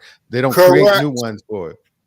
It's not, but so if you're saying that's correct, true, that it means you agree with me. Hoverboards are already here. By the way, I agree with myself that I said it already exists. Hoverboards are already here, by the way, W8. They already exist. I actually was watching something about one like a week or two ago. Yeah, you can create. You just create two magnetic fields can produce an opposing force that can lift you off the ground. They've done it. They got like machines to move heavy boxes and stuff based on that. It's either air or magnetic forces pushing against each other that make something float across the ground. Yeah, not something that is like, because when they think of hoverboards, they actually think like some anti-gravity type board. Yeah, that's what they actually think. Yeah, you can just hop on something. Magnetic fields opposing magnetic fields is what's pushing it off the ground. Right. That's but you couldn't have gotten like that's how it functions. But the essential term of anti-gravity, if you think about the concept, that's what it's doing. No, it's not. It's not gravity. There's always gravity. There's always something pushing down on it. I didn't say it wasn't. I said, if you think about the concept of it. Well, there's a different concept. Concept is Concept, it's not a different, Yeah, gravity is different from magnetic field. Yeah. Polarity and gravity are two different things. Completely different. Never So said it's it not was. anti-gravity. But here's the That's because thing. with what you're saying, an airplane is anti-gravity. A plane is not anti-gravity. Right, because if let's do this the definition. engine stopped, it would just fall right down like they do. Right down. Right. So it's not But anti-gravity. but what I'm saying is like a person like a Edward Newton or something like that wouldn't have even thought of like the concept that shit would blow his mind. But again, Leonardo da Vinci had prototypes for planes and stuff like that. Thank you. Because So- the science was always there. All the things that we are visioning, the science was Can I always read there. this definition, please? He didn't have prototype for planes. He had prototype for flying machines based on birds. AKA a And plane. bats. Because the Wright So- brothers did the same shit based on a bird, AKA Yeah, a exactly. plane. All right. So anti-gravity, a hypothetical force opposing. Hypothetical. That's the key word that I was saying. A hypothetical, not an actual force opposing gravity. That is essentially what a plane is doing. No, it's not. Okay, so I'm going to show you the examples that they have. Hold on, Top G. I'm going to show you the examples that they Hold have that's doing it. They have an airplane. Hold Hold on. on. So Top listen, G, hold on one a second. I plane, want to ask. a plane lifting What the off hell of the is ground wrong with is y'all? They not have an airplane right here. Do you want me to show it to you? Top Hold G, on. hold For on. the hold on. example. Top Hold G, on, hold listen. Hold on. Let's explain to you why you're wrong. A plane is not hypothetically leaving the ground. It actually left the ground. It's not hypothetical. Okay, so this motherfucker is crazy. But yeah, I and didn't say the fucking plane. I didn't say the What plane. I said the force. Top G, what was the last part of the definition? Can you read the last sentence again? A hypothetical force opposing gravity. I'm going to say something. There's no way we can generate anti-gravity. There's no place on Earth where we can simulate anti-gravity. There's no way to not have gravity on the planet Earth. Let's get it off. There's no way to not have gravity on the planet Earth because it's gravity that's keeping the planet together. Together in the first place. Yeah, so there's no way. There's you can simulate what the effects of no gravity, anti-gravity by like there's a plane that goes up and it crests over a certain point. And it can circumvent the laws of gravity, but it's not eliminating gravity. Gravity is still there. It's just a workaround. Yeah, but it's not. But you know what? I think he might be right. I think he might be right. This is why, because it says with force, it says strength or energy exerted or brought to bear, cause of motion or change. Right. So there is a change. Read the last part again. Hey, you ain't gonna stress me out. No, I'm done. Can I? So Top G, read the last part again. Here's the thing, Chaz. So that This means is to your point. So Chaz, look. So that means jumping is anti-gravity. It is. What the fuck? It is. No. What are y'all talking about? What are y'all trying to? What are y'all trying to? Just talk making about? up stuff Right. just to make So stuff right up. now, what we are talking about, we are saying that the human being jumping, that means absolutely. That means when somebody's running a marathon, they are not running. They are anti-gravity. The marathon. No, you're using it the wrong way. Running is constant jumping. That's what running essentially is, right? We want to keep breaking down words and breaking it down, right? It's a change of force. So when I jump up in the air, that's a change of force. I push it. My legs pushes me up into the sky. You are defying gravity for whatever those. But I'm not moments. But you know what? Anti-gravity. Then with your word, Chaz, you're saying any movement is anti-gravity because gravity wants you to be stationary in one form. Gravity is pushing you down in one space. If you move it, you're what you're saying. If I take a step forward, that's anti-gravity. Anti-gravity. Correct. No, but that's not. Because look, this cup. Y'all looking at it in a way that if something y'all think anti-gravity means you absolutely can't like move. It don't exist no damn more. And that's not what it's doing. Okay, so what do anti? All right, so let's go. What do anti means? Against. I literally. Anti is against. I'm not going to to read. Literally, you are moving against gravity. Gravity is stagnant. You are literally moving against gravity. Y'all crazy. Y'all insane now. Y'all Yeah. insane. Anti means against or in opposition to. So technically, jumping would be applying force, pushing against gravity. Thank you. That's Bro, what- do y'all comprehend what y'all be what definitions mean? I mean, I'm not Yeah, trying that's to be what I'm saying. I disrespectful. don't understand what's going on. Now it's We're not the literally doing it's this in not the real time. romanticized. It's not the romanticized thing that we're talking about when we typically mean anti-gravity, which Okay, is like. all right. I want to ask you. Okay, I want to It's ask you a very question. simplistic, bro. Hold It's on. very Hold on. I'll make it simple. Is gravity active or passive? That's a great. There you go. Is it? Gravity it is always- constant. Gravity is It's- constant. It's either, some things can only be Either one or or, two it's things. constant. Either it can be active or passive. It's neither or. It's constant. So it's is active. it constantly active or constantly passive? It constantly exists. Thank you. No. Okay, That means now, if it's Gravity is hold on, passive. You hold do on. not. So that means if it's anti, Well, since it exists, that does not mean it can't be defied. Just because something We're not exists does talking not about mean that. it can't be defied, bro. That's not the yes, point. it is because that means it's look. Listen, that means if you are anti-gravity, that means you are always All right. anti-gravity. Everybody got That means you Google will in there. never be Please go able to to anti-gravity. never- And why the fuck is it the Listen, example listen, of anti-gravity? Listen to the words. Ain't Listen what to I'm the looking words at. instead That's all I of want. jumping in and getting in because of your emotion of the word. It's okay if you're wrong sometimes. It is okay. We're gonna get to the definition. Gravity. No, nigga, right? you think you're right all the time. That's the problem.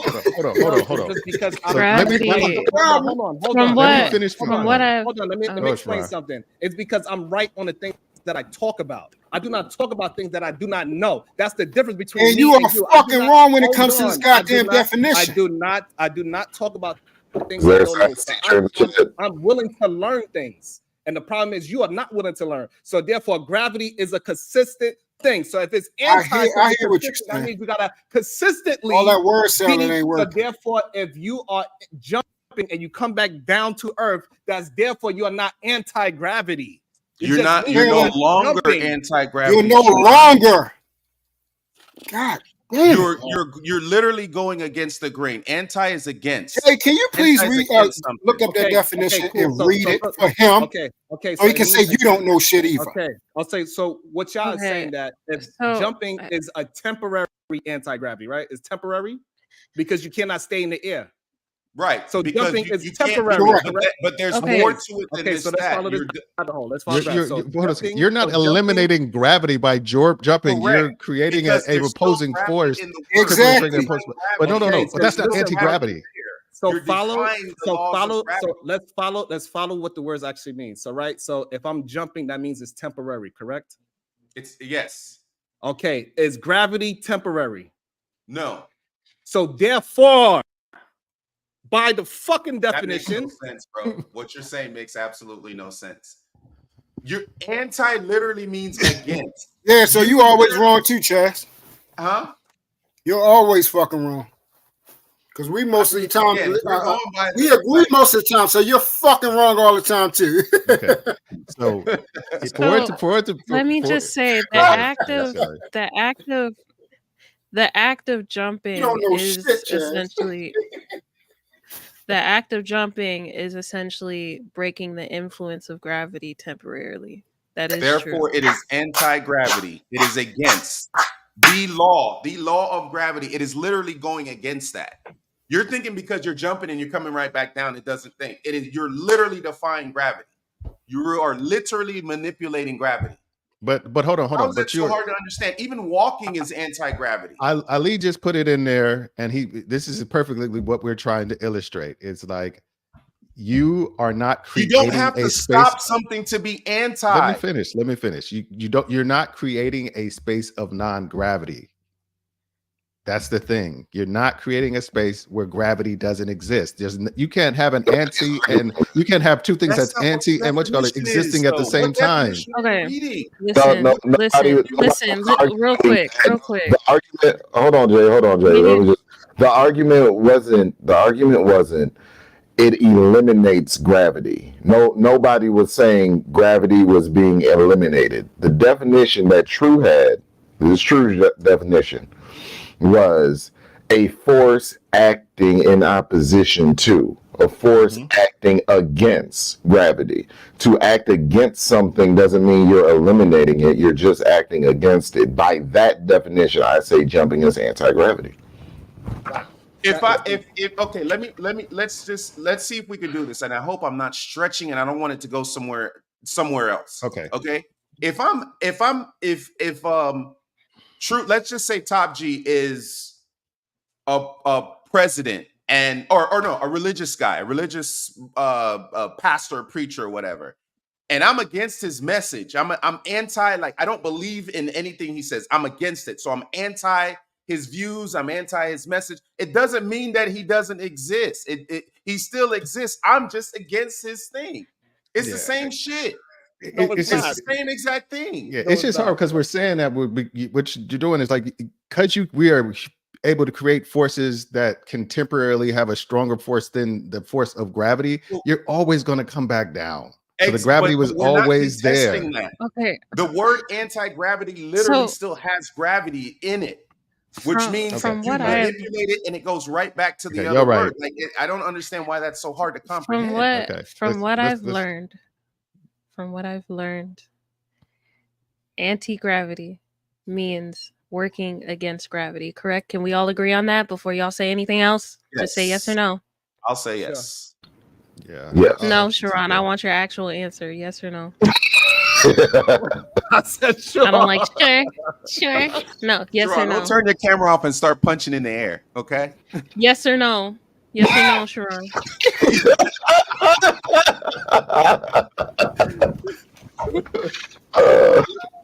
It's working against gravity. Yes. Okay. So I'm gonna play along. Yes. Yes, thank you so much. So when you're jumping, you are using upward velocity, correct? Correct. Yes. You're moving in an upward direction. And with gravity, we know uses a downward velocity. Yeah, I was right. Listen, I'm not a scientist.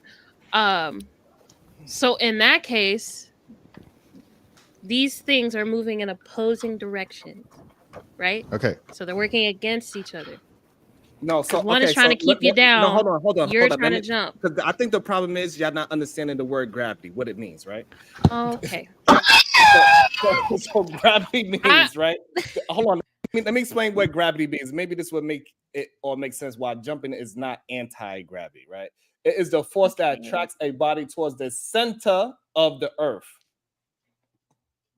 Yeah. So when you are jumping, you are not going against the center of the earth. Do y'all understand that? So when you're in a fucking airplane, you are not going against the center of the fucking earth. So you're not anti-gravity by walking and jumping and throwing something in the fucking air because it's still pulling back to the center of the earth. So if you want to be anti-gravity, that means you could go against. That means you could go against the center of gravity of Earth. Let's go. And so now, when I tell truth, that when I speak on things that I fucking know. So yeah, so therefore, everything I speak on, I'm fucking correct. Okay. I think we're disagreeing on the definition of. I think people are disagreeing about on the prefix of the word anti-gravity. Exactly. Y'all are disagreeing on I agree. that. However, don't break it down like that when we got dictionaries and research. Anti-gravity is working against gravity. That is the definition. But so I want to just ask a quick question. Jumping is a form. Jalen, so do you believe that jumping is working against the center of Earth? Are you jumping away from the center of Earth? Yes or no? Okay. All right. Yes, and look at let's focus on like the prefix. Taylor, no, hold on. You made me hold on, Jalen. You made me answer yes or no. I want to know, when you are jumping, are you jumping away from the center of Earth? Yes or no? Where first of all, where the hell is this coming from? Why was that even introduced into what we were talking about? I need to know where this came from. Because he looked up the definition of gravity real quick while you were gone. He looked up a definition of gravity. Gravity means what dictionary are you looking at? can you find a different definition of gravity? Bro, I only use Webster's Collegiate Dictionary. That's it. And what does it say? So we could have a All right, baseline. again. We could go with that. Well, we were doing force. Okay, hold on. Let me go back because we were doing force because Truth had crazy to me. Hold on a second. Yeah, the study of force. We're going back to what is it? High school, or did we learn that in middle school first? I forgot. Either way, we're going back to school. I can't believe this. Good day, Kasim. Do you believe that jumping is anti-gravity? Yes. Thank you. Thank you. Fun. Okay, I got somebody that agree with y'all. Substantiate. I love it. Hold on. Substantiate your argument, sir. Okay. Basically, when you are jumping, you are using an opposite force that's trying to bring you down. Even in the presence of inactivity, that force is still working no matter what. It's just the fact that you are using a force, i.e. your legs and some energy, to go against that. Are you eliminating it, or are you just circumventing gravity? Are you eliminating the existence of gravity, or are you just you're circumventing it? It's still there. Exactly. No one's making that argument. So what I'm saying is, if we hold on, let me finish. Can you find me a definition, Damien? Can you find me a definition, Damien, that says anti-gravity is eliminating the force of gravity? Do you have a definition? Yeah, please find that. Does it say Okay. in opposition? Working against or in opposition? Okay. So that means you're in opposition. Yes. We never said elimination. What the hell did I just walk into? What the hell did I just walk into? Astrophysics. An astrophysics conversation. We're having a heated debate about the concept of gravity and anti-gravity, and there might be a chair thrown at any given point in time because of this. No. You might see the Montgomery, Alabama fight reenacted. Even the prefix of anti means opposing. If we even break it down that way, the prefix anti means opposing. So why do y'all keep Jalen, I don't know. I think they're just trolling at this fucking point because I want to hit you, Sherrod. This is like science class 4th grade. Because when they're fucking trolling right now. When you say something is anti, that means you oppose it, right? So that means if you are anti-gravity, you are literally opposing. You are opposing the center of Earth. It is nothing on Earth that opposes the center of Earth, because gravity is pulling you to the center of Earth. That's what gravity is. You make no sense. Okay, but gravity also exists outside of the context of Earth. That's the reason why all the planets. Michael DeGrasse Tyson up in this thing. Hold on, Ali, what you said? Does gravity exists outside of Earth alone. That's why all the planets orbit around the sun. They're caught in its gravitational pull. So you can't use Earth as the basis for gravity because gravity exists. So what we using is that the fact that he said jumping, physically a human being jumping is anti-gravity. This is the argument that we are having right now. It is not. Because it does that when you jump. That's a great exercise. The reason why jumping is not opposing the center of Earth, you are still you are still. Why are you introducing new shit that we didn't even talk about? No, because y'all think that is just pulling you down. Like, it's just the act of pulling you down. So it is the act of pulling you to the center of Earth. So no matter how high you go, you go towards. No matter how high you go, as long as you still in Earth atmosphere, you getting pulled to the center of Earth. So you still not the center of the Earth. Anti-gravity, because you are anti-gravity would be pushing you away from the center of the Earth. From Earth, it will push you away from the Earth. That's what anti means.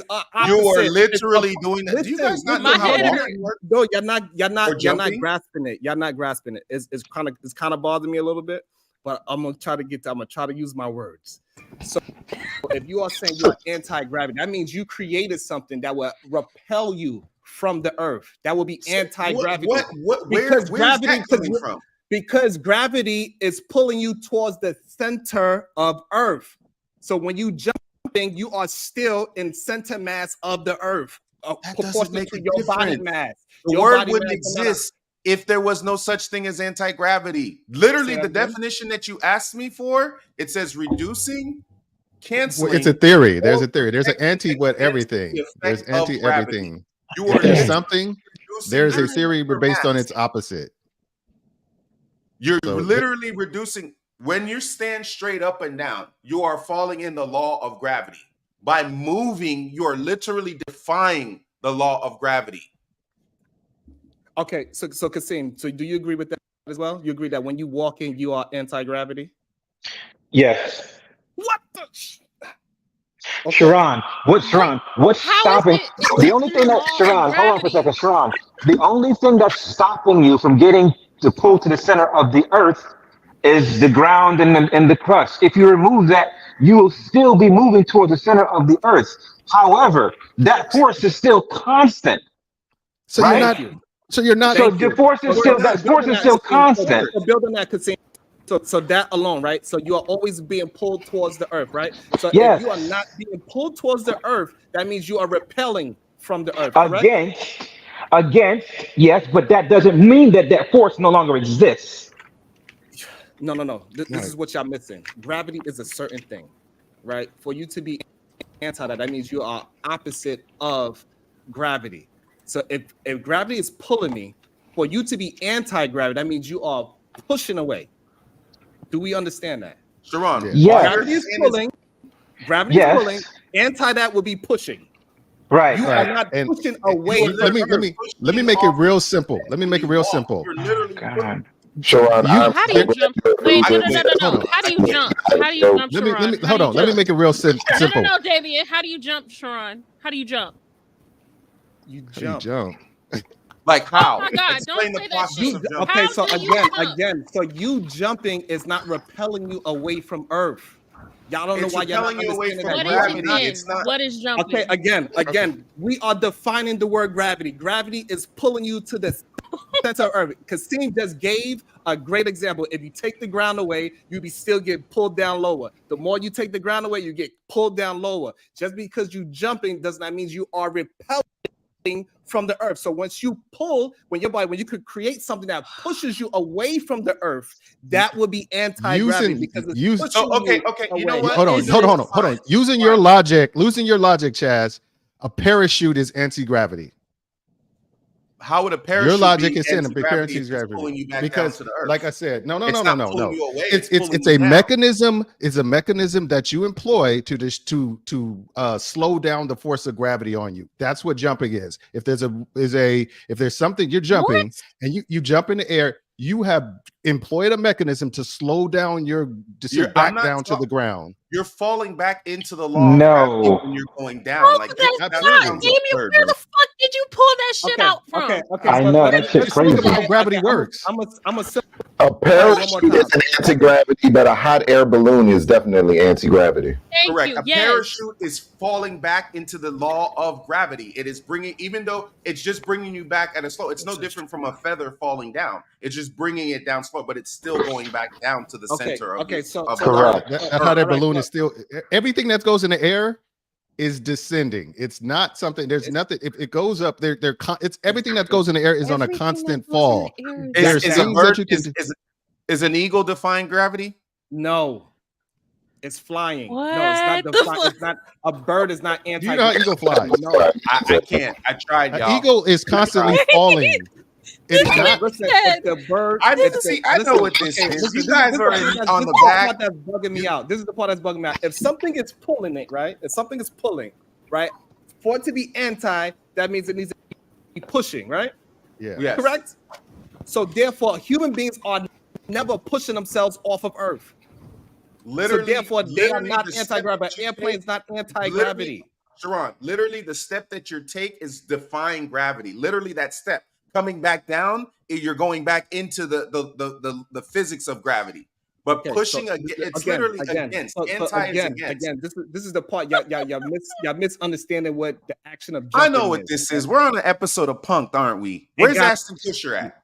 It gotta be because y'all actually think that y'all are repelling from Earth because you're jumping. Jumping is not repelling you from the Then core of define Earth. what jumping Because is. if you jump, what is if it? you jump off a cliff, Damien's you want to keep definition falling sounds like a down. conspiracy Give me a theory. definition of what's an example of anti-gravity?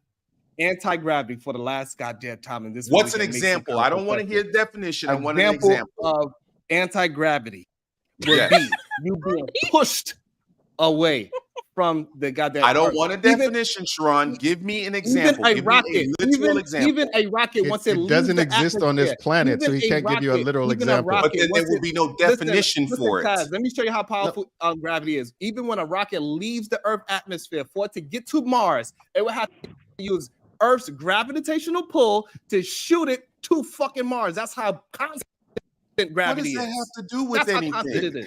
Hey, Chaz, there are many definitions for theoretical things. It can be theoretical things have definition as well. There's ideas and principles that are theoretical, they're not practiced, that have a definition. Anti-gravity is one of those. Hey, Leah, let me get a piece out of the background to make sure, please. Thank you. Yo, I'm glad I got something to eat before I jumped up on this damn panel, boy. Shit. I need a drink. Let me go get me a shot. Let me get some Jack Daniels. I'll be back. Hold on a minute. Anti-gravity is literally like zero gravity. There's They use simulations all the time when it comes to what NASA. There's what no place on Earth. No. That's not zero. They don't do it. You gonna tell me NASA don't do that? They can mimic the effect of. Hold on. I just said simulation. What does that mean, sir? What does simulation mean? Okay, let me tell you. It means an approximation of what the effects would be on the body. They don't create zero gravity. They show you what it does to the human body. Like when they get that little thing that spins around, that's not creating anti-gravity. That's saying I remember specifically I said simulate. I'm telling you what that means. You asked me what it means. What it means is they're recreating the possible effects of being in zero gravity on the human body. They're not creating an environment of zero gravity. They're simulating. They're doing a similar thing to say. Okay, then why did you say they don't do that? If I said what you just you said they create They said they create environment anti-gravity. Simulate. Okay. Well, if you said that, I want to introduce Leah to the conversation. How you doing, Leah? Do you believe that jumping is anti-gravity? So I asked my 7-year-old because he's big on all of this science stuff, and he said jumping is not anti-gravity. What anti-gravity is free from force. So if I'm jumping, I'm forcing myself to go up, right? And then if a plane is going, it's forcing itself to, like by jet fuels and what have you, forces itself to go. Now, the reason why it says hypothetical is because hypothetically, if an apple was to drop and then it's already on the floor and then it lifts itself up, as in it floats on its own, that would be anti-gravity. Thank you. You need to buy that boy a toy. What can we cash out that boy? That young man is brilliant. That young man is so brilliant, and tell him I thank him. He need a transformer or whatever the little toy is. I need to send him some peas, fam. I need to send him some peas, fam. Awesome. Okay, so yeah, that's all. From the mouths of babes. From the mouth of a young person that's in school, for it to be anti-gravity. So none of us went to school, I guess. None of us went to school. None of us know the definition of anti-gravity. All of our teachers and professors were wrong. Leah, can you and do none me of a us favor? are right. Okay. Can you ask? Hold on, guys. Leah, can you do me a favor? Yeah. Can you ask your son can he give us a practical example of anti-gravity? Can he give us an example of that? He did. She did. He just did with the apple. He just did, but she just did. So if the apple was to start floating, like it was goddamn Wanda from WandaVision, that would be anti-gravity. If a human being just started floating out of nowhere, that would be anti-gravity. Without any effort, though. Without any effort. Yeah, if they just floated without any effort. Like Superman, when he be standing over there hovering. Correct. But that's that would effort. Be no, he's using effort. He's using his muscles or whatever to do that. But I'm saying, if somebody hover and sit there to hover and use his eyes to blow people up, that's his effort. Yes, because a helicopter. Because that's why we having this argument. Because saying helicopters are anti-gravity. Y'all saying airplanes are anti-gravity. They are But not. no, airplanes and helicopters, they are all still being forced back to the center of They are Earth. falling No matter slowly. what No, they wait a do, minute. how Stop. long- no When matter- I got you, but Superman, no matter how long, right? We're not going to go to Superman because that's just a fictional character. Let's go with real things. So even though the airplane is thrust itself away from the ground, it did not thrust itself away. It did not repel itself away from the Earth's center of mass. So that would be anti-gravity if it repelled itself away from the center mass of Earth. And this is what y'all, for some reason, thinking that jumping because you was able to jump off the ground, that means that's gravity. So in y'all fucking example, the ground is kind of anti-gravity because it stopped you from going into the center of Earth. It's crazy. You're always falling. The ground is the only thing that's stopping us from Can actually I share being my screen? connected back into the Earth. We gonna dead this shit, and I'm Man, over it. I'd rather have that I want to make my 7-year-old point scream. about. I want to make my point about hit all of you. Superman. I want to make my point about Where's Superman. 7-year-old at? Okay. We'll circle back to Superman. Hey, This Cass. is going to Hey, be important. Cass. This is going to be important. Hey, Cass. Hey, Cass. That's a great example. That's my favorite hero. How does Superman fly? No, it's not about him flying. It's just the fact that when he get my degree for nothing. I know I didn't get my degree for nothing. I remember on one of the Superman's not on one of the Superman's on not one of the eliminating movies, gravity. right? Superman, there was some people on the ground, and Superman was like hovering above them, right? Right. He was hovering above them, but guess what his cape was doing? His cape wasn't flapping. His cape was like down. Yes. So is Superman himself, can he escape gravity and his cape cannot? Correct. Look, I think if I remember correctly, they that's said also called that the the reason why Superman can like lift better stuff look because at if that you're in the air, backpack, sir. you try, No, you know how I'm he not like gonna put pushes that up planes there, and too. slow us down. You wouldn't be able to do Why that not? because there's nothing. Why not? First of all, dude is from another planet. Preventing Let's you not from bring doing that. Why not? Why aliens and please monsters show it? into Right, Why this. not? but this is the thing though. Check this out. You know, all right, Superman's uniform, right? His costume. He has the blue costume, the blue suit on, and he has a red cape. He himself is levitating above the earth, but his cape is pointing downwards, meaning what? That he is able to escape gravity. However, yes. his cape does not. Superman, Okay, look, he let's creates go. a Let's go monodirectional with the gravitational hold on. field that Now- pushes No, this that is keeps him. perfect. This is in absolutely one perfect. place. Let's see how we could deal with the English language right now. So this is a definition that she pulled up. We're gonna use this, and whoever's right, whoever's wrong, it is what it is. Okay. Working against gravity, the force that attracts objects towards one another. So that's attract. So even when you jumping, you still attracted towards it. But let's keep that in mind, especially the force that makes things fall to the ground or having the opposite. Opposite is the key words. Effect of gravity. So when you are jumping, you do not have the opposite effect of gravity because you're still coming back down. The force that makes things fall to the ground. Attracts. No, the force that attracts Man, y'all just, this is a towards lose-lose one situation. another. Y'all So just gonna therefore, if you are take part of a attracted, when you are definition jumping, and just not when you are take the whole jumping, definition in its hold on. When context. you are jumping, you are still Y'all attracted tweaking, man. to the earth. You are still attracted to the ground. You are not, absolutely not anti-gravity when you jump. Thank you, Jalen, for this. So now we cannot have no more arguments because this is the definition. You didn't make your point with this definition. What the? What the hell? I'm still voting for the 7-year-old. Listen, I don't even listen. Nothing not against Leah's kid or nothing like that, but just in general, I don't trust because she sounds like she's from over the pond, but I don't trust these kids over in the States with their education. They do math from left to right instead of right to left. I can't trust nobody that do math from left to right. I'm sorry, fuck that. I can't do it. I can't do it.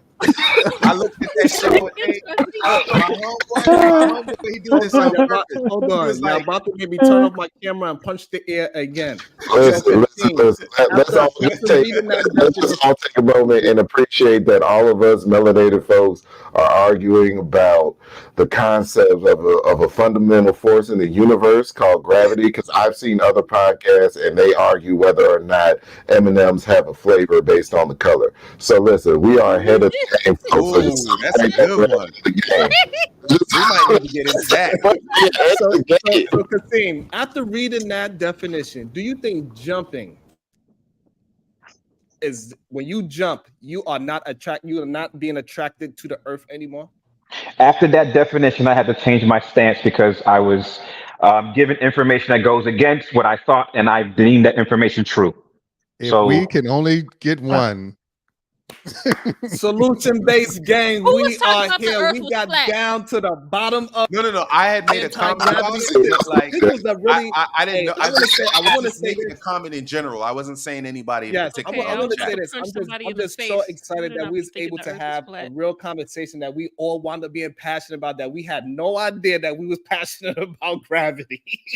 And I just want to say I appreciate all of y'all. When you get nerds for all on one participating in panel, this this is what conversation. happens. Man, that Yeah, was You get everybody nerds here and is geeks on nerdy. one I don't really panel. know Leah that well, but yeah, everybody here is a Oh fucking nerd. man, I'm glad. So now that we got Jalen, she done cleared the air. Jumping is absolutely not anti-gravity. Can we agree with that, Bullshit, but Chad? No, conceived fuck that. right now. No, jumping is anti-gravity. But you said I gotta turn the Yeah, camera he on. gets before an I extra punch the air. dessert for Hold on. dinner tonight.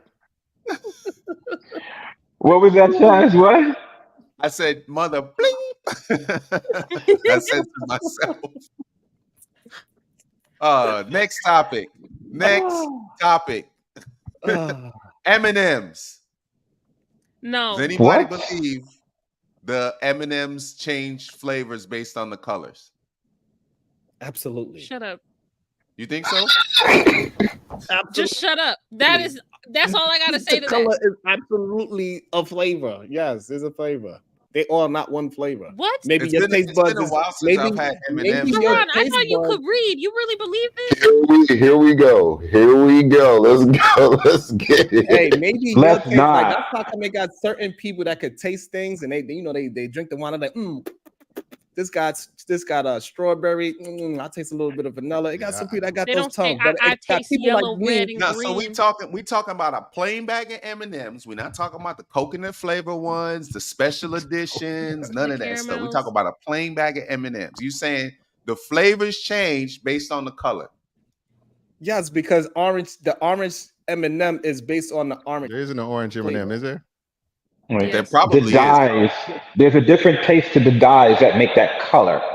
Yes. So But yes. it's not discernible. But it's not that like a discernible, but it's fruit, not But I didn't orange. think. Does dye have a taste, Kasim? Yes. Does dye have a got taste? chemicals. Yes. Chemicals. Depending upon the chemical components that make up that dye, yes, absolutely. You It would has a have to be a taste. super taster Yeah. to discern it. though. Correct. Now, You would if you have want to say be- if you want to say, Yeah, can it we does actually exist though. That's the point. the Yes, difference? it does exist. Right. I'm not saying that you could taste the difference, but there is a difference. Yes. I don't know, The bro. human I just tongue- chew Now them you're all just trying to together. gaslight. I don't believe this shit. Hey, so I look, just I chew got a them all question for you. together. I got a question for you, Chaz. So if you Yeah. take the wings off a fly, what you gonna call it? A walk? If I take the wings off a fly, what would you call a fly with no wings? A fluke? A bug? I A don't know. fluke used to fly. Used to flew. A flea? You know? I can't It stand right used to now. flew, right? If it used to fly, then it flew, right? I'm gonna call it a fluke. You know what I mean? I can't stand you right now. I can't. That's like It's the damn, anti-gravity. You know what? Fuck that. Can Yes, I it's change like my why do your name? nose run and your toes smell? Right? It's like That, what? You losing it, man. They didn't broke your brain, Sharon. They broke it, bro. They broke it. I think gravity was what cracked the code. Yeah, it had to be, Kasim. It had to be. I couldn't believe we was going that hard over. I'm actually happy that we was talking about something that was so off brand from what is considered in this space. Scholarly. It was actually very enjoyable for me, actually. You know, man, I think there's a niche for like that type of stuff, bro. Like it's not gonna get a lot of people I think stay away from it because they're like numbers driven. But I think shit like this is fun. You know what I'm saying? Like talking about scientific shit, talking about comics and stuff, because I mean a lot of us grew up on that. You know what I'm saying? Yeah. I absolutely enjoy making true bust a blood vessel by thinking that an airplane is anti-gravity. I actually enjoyed it. But hopefully we Truth, got don't to listen to him, man. Fight back, Truth. Fight back. Survive, Truth, survive. What's the other one? What did he say? Survive. And It's Sharon. It's Sharon. Who got me a timeout? I don't know. I don't really be in the chat. Yeah, that's why I said I need that wrench, man, because they keep doing that. Come on, man. Yeah, you got timed out for like 86,000 seconds or something like that. I saw that. When I came Hey, back. Sharon. Yeah. Come on now. No, I think he timed you out because you were quite passionate. Can I get that wrench? You know what's crazy about we was having this argument. I didn't even see the chat. Right. So can I get that wrench? I was kind of looking on the panel. Yeah, because I saw the chat on my TV here as I was coming back. I'm like, oh, wow, and I didn't even like get context. I just jumped right in, and it's like, holy cow! I should have waited for a minute to see what y'all was talking about before I jump. I normally do that, but I didn't this time, and I walked right into a damn buzzsaw about gravity. Now, Sharon, you said you told people earlier not to do that, and they did it. You did tell me earlier, and I did jump on it. So tomorrow, because clearly they timed you out for 86,000, so that's 24 hours. Tomorrow, when you comment something, I'll be able to give you a wrench. Appreciate it. Hey, listen, Sharon, you ever like for me? I've thought about this before too. You know, like how we all see colors, right? Yes. But like, what if the color that I identify as red is the color is really the color that through your lens is blue, but we still know it's called red, but the way I'm seeing it versus the way you're seeing it is different. Because people absolutely, I would think that would explain color blindness to a degree. No, that does not explain colorblind. But we all see the same. We all know that the name of this color is red, but that does not mean we all see the same hue. Like, yeah, through your lens, for me, it might be yellow, but through my lens, it may be like when you're looking at it, it's a different color. Correct, but we all call it the same name. So yeah, so therefore it's still red regardless. Right. Which is those two people will have to agree that we're gonna call this color red. Red. Those two people have to agree. No matter what hue I see it, and no matter what hue you see it, as long as we all agree on the same name, then it is what it is. Isn't Correct. that like the sun? Like I The who? spent 20 minutes. So basically, about a couple months ago, I spent 20 minutes arguing with my son because he told me that the sun was white, and I was like, "What the hell are you talking about?" Of course not. But apparently, I googled after arguing with him for 20 minutes, and he got fed up. He was like, "Okay, mum, whatever." I googled it, and it was white. The sun is white. It's not. Why do we always put the sun as yellow though? Like, you know, that's always like how it's like, you know. That's because the atmosphere. Yeah, it's the reflection. So we see it as yellow because of the atmosphere of it being where it's at. So sometimes we see it as red as well, or maybe even a pinkish color because the way how the atmosphere is correct with our eyes. So that's like we see the different colors. But it's actually, if we was in space and we was able to get close enough to it, we'd see it a completely different color because we do not have the atmosphere focusing our lens. And that's like when we see a rainbow, you know, because of the atmosphere. You mean to fucking tell me we can agree on the color of the sun, but we can't agree on bullshit? Yes. I hate this. Yes. Embrace it, Jay, and there's nothing wrong with it. There's nothing wrong with it at all. Jay, we not gonna get him 100% every time. You already know that. We not everyone we gonna get. Yeah, we gotta take the wins when we get them. Just take the wins and celebrate in the end zone. For sure. Yeah. You know. Yeah. Man, that was awesome. So yeah, so the sun is actually a white color, and it's growing, it's getting bigger, and then eventually, somewhere 10,000 years later, we're gonna have to move to Mars because the Earth is gonna be too hot, and the water is gonna be boiling to the point where it's gonna look like Venus one day, and we move to Mars. So this might be a nice thing because I know it's because the panel's kind of slowing down a little bit. How did everybody get into the space? Into like this kind of space, this hub that we're all in now. It's kind of manosphere, kind of not. Like, how did everybody get into the space? Like, Sharon, how did you find? Like, how did you find like Fight Club and all that stuff? I don't think he's listening. Yeah, he's on mute. Kazim, how did you find Fight Club and stuff? Like all these other spaces? Wow. Well, I've had a YouTube account for a long time, but I just don't have anything on it. I mainly used, YouTube for research, how tos, and finding different Right. information. And I think I stumbled upon relationships in my Explorer. This was 2018, I think, 18, 19. And I was just, reading different things or looking at different videos about the dynamics between men and women. And it gave me an opportunity to, reflect on me and reflect on who I am and reflect on how I had relationships with people. And it really helped me out. Right. And then from there, it just kind of expounded to certain things, and it expounded to, I think, then I saw Angry Man. Then I saw, what was his name? Obsidian, him. Then I saw, and then it went to the Kevin Samuels, and then that was just kind of crazy. And then, I just came to a realization, and I just kind of mellowed out, from that particular, not necessarily erratic, but from that particular mindset. And then it gravitated to who was us after that?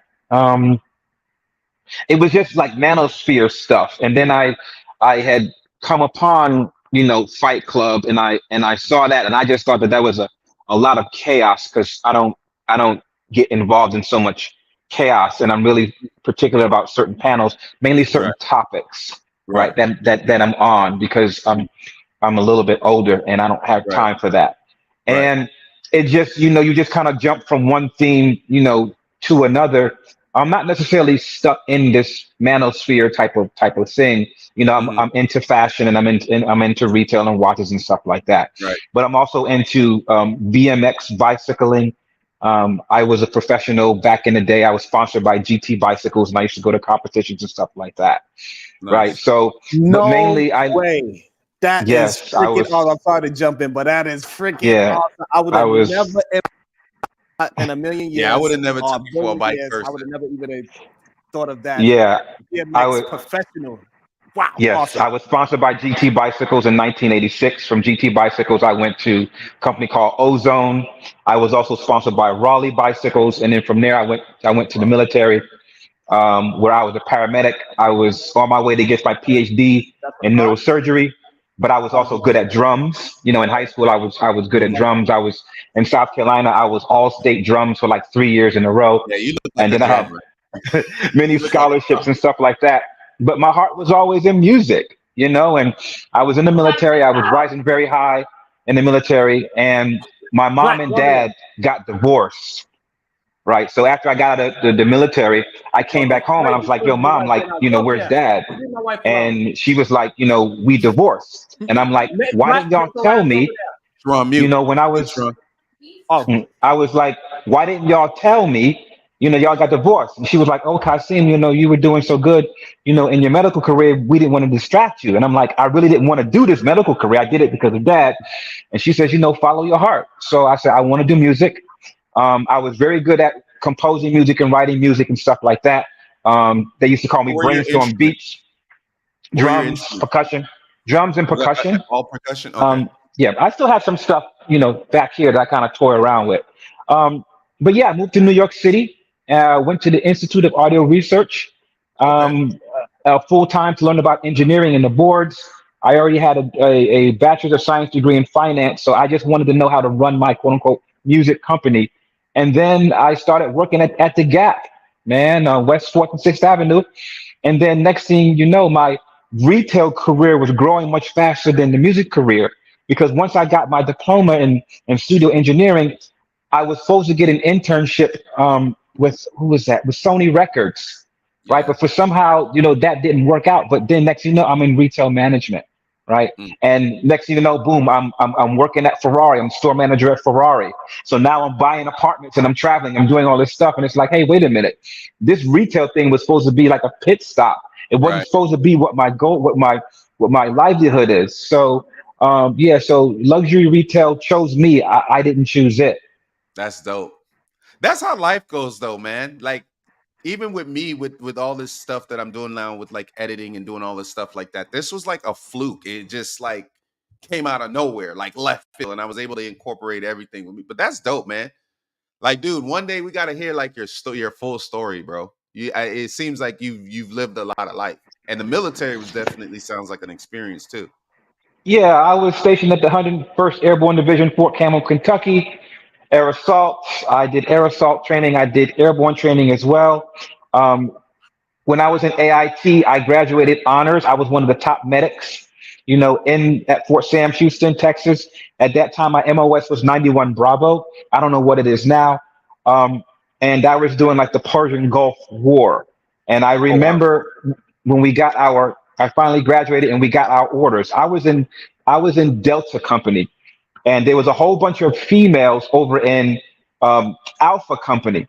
And I will never forget, being woken up at about 5 o'clock in the morning to women weeping and wailing and crying. It's something that I will never forget. And when the first sergeant called us out into formation, we all were standing there and we could hear the women in Alpha Company, crying and weeping. And the first sergeant just told us that particular company of women just got sent to Saudi Arabia, right, for the Persian Gulf War. So now here we were in San Antonio, Texas. We were waiting for our orders to be given down to us. And then finally, like 2 weeks later, they called us out in front. So then they started naming out our duty stations. And a lot of the medics that I was in training with, they went to really great hospitals, Walter Reed Hospital. Some of them went to hospitals over in Hawaii. Some of them went to hospitals in Germany and Japan. And when I got my orders to Fort Campbell, Kentucky, air assault. And I was really pissed off because I just did my basic training over there in Kentucky and it was cold. And I just, I took it with a grain of salt. When I arrived at my duty station at Fort Campbell, it was quite empty because the soldiers was over in Saudi Arabia. So I was just pretty much on the base with me and a couple of other holdovers. And, we would go out to the clubs and to Nashville, Tennessee and back. And then when our unit, the 332nd Infantry Unit, came back, it was one of the most grandest things I've ever seen. There was this parade of just Army troops and tanks and helicopters, and you see all of this firepower, right, coming down. The tanks and stuff is rumbling, and you're just sitting there, you're saluting while everything. It was just like the most amazing sight, and I could really feel that energy. So while I was there at my unit, I made rank very, very quickly. I made from E1 to like E4 promotable in like 16 months. During that time, once I was E4 promotable, a lot of the other special units wanted to have me as a medic. So I trained with the Special Forces unit. I trained with the Rangers unit. I trained with the Snipers unit. I trained with the Pathfinders unit. And I was traveling to all these different places around the world and also the United States. And one of the best trainings that I had was in Panama. I spent 3 weeks in the jungles of Panama training with the unit, and that's when I fell in love with this Panamanian girl. So at that time, I had like 9 months left before our ETS. So I came back to the unit, and the reenlistment CEO came. He was like, "So, Specialist Morris," he's like, "Yeah, you graduated PODC, promotable. Well, what do you want to do?" I said, "Well, I want to go back to Panama, because I met this girl down there. I want to go back to Panama." So the realistic NCO said, "Let me see what I can do." So he went and he came back like 3 weeks later. He was like, "Okay, great." He's like, "Specialist Morris, I can get you to Panama, but you got to do 3 more years here at Fort Campbell, and then you can do 5 at Panama." And I'm like, "No." I was like, "I ain't doing that because by the time I get back to Panama, baby girl gonna have all these kids. She gonna be married already. So I might as well stay here." In the United States. And there was a young lady that I was really involved with who lived in Hopkinsville, Kentucky. And, I was really likened to her and her daughter. And I was moving, to Decatur, Georgia, because I had purchased a house out in Decatur, Georgia for me to reside in. And I was trying to take you in. I was going to be a stepdad. I was going to take her and her child to move to this house in Decatur, Georgia. And her mom and dad, loved me to death, but she didn't want to do it because she didn't want to be isolated by herself. She wanted to be around her friends. and her family. So I ended up, moving to Decatur, Georgia, where I stayed there for a while. I met Jermaine Dupri back in the day, and the Brats. I went to a couple of parties, with those guys, and I went back to visit my mother in South Carolina, in Columbia, South Carolina, and that's when I met my wife. I was taking out the trash, and I had the big bag, and I was carrying it, and I walked around the corner, and pow! I ran into her and knocked the trash all over the floor. And she helped me pick it up, and I was like, wow. So then I went back to my mom's, and a couple of days later, she was like, well, Christine is having this little party upstairs. We gonna have some fish, we gonna play spades, we got some crabs, some shrimp and stuff like that. I'm like, all right, cool. So I was there, and her mom, Christine, was like, let me introduce you to my daughter. I'm like, okay. And then she walks around the corner.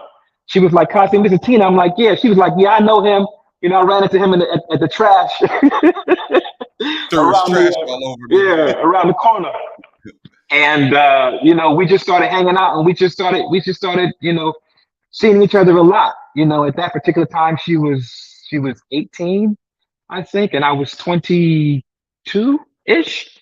So we started hanging out a lot, doing things together. At that time, I was still into freestyle BMX riding. Right. So she would be on the back of my bike, and we'd be riding around, mainly down the hills and stuff like that. And she would do stuff like that. But she was a really good dancer. And she moved away to Columbus, Ohio. She stayed there for, a couple of months, and then she ended up, coming back. But during that time, we were still communicating with one another. And, at that time, I was really heavily into the church, and we decided to get married. And from that marriage, I have 3 amazing boys. Right now, they are 27. My oldest son, he got married 18 months ago.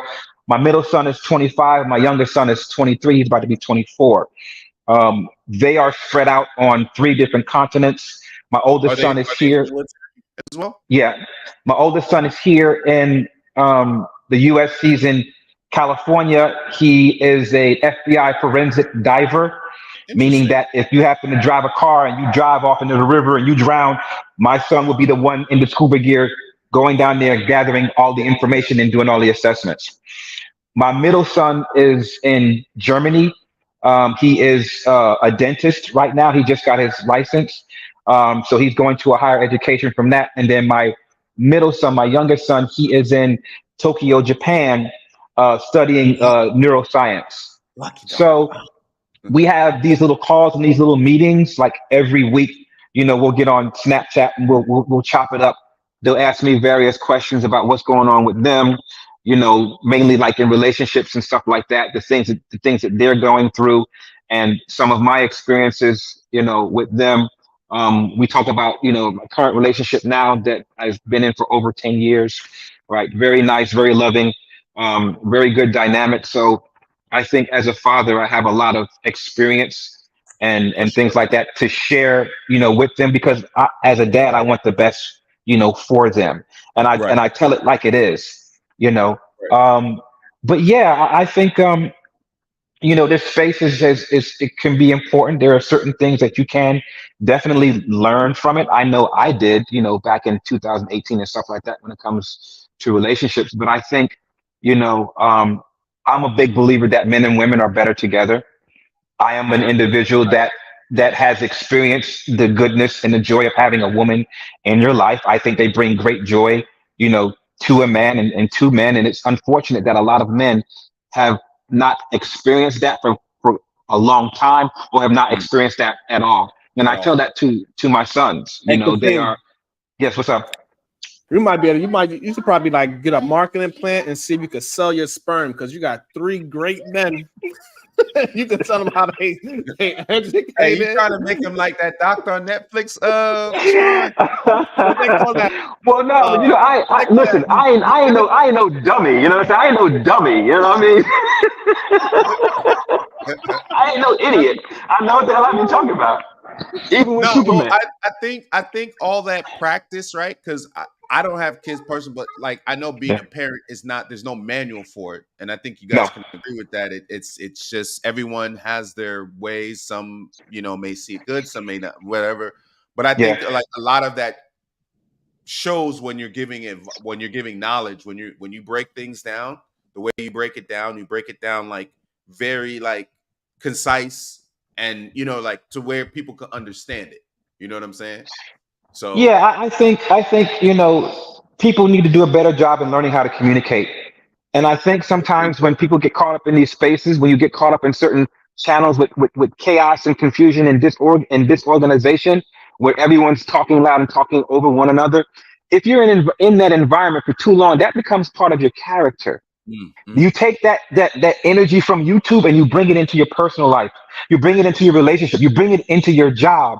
And then what happens is you stifle the growth that you have, and then you also you limit the people that want to be around you intrinsically.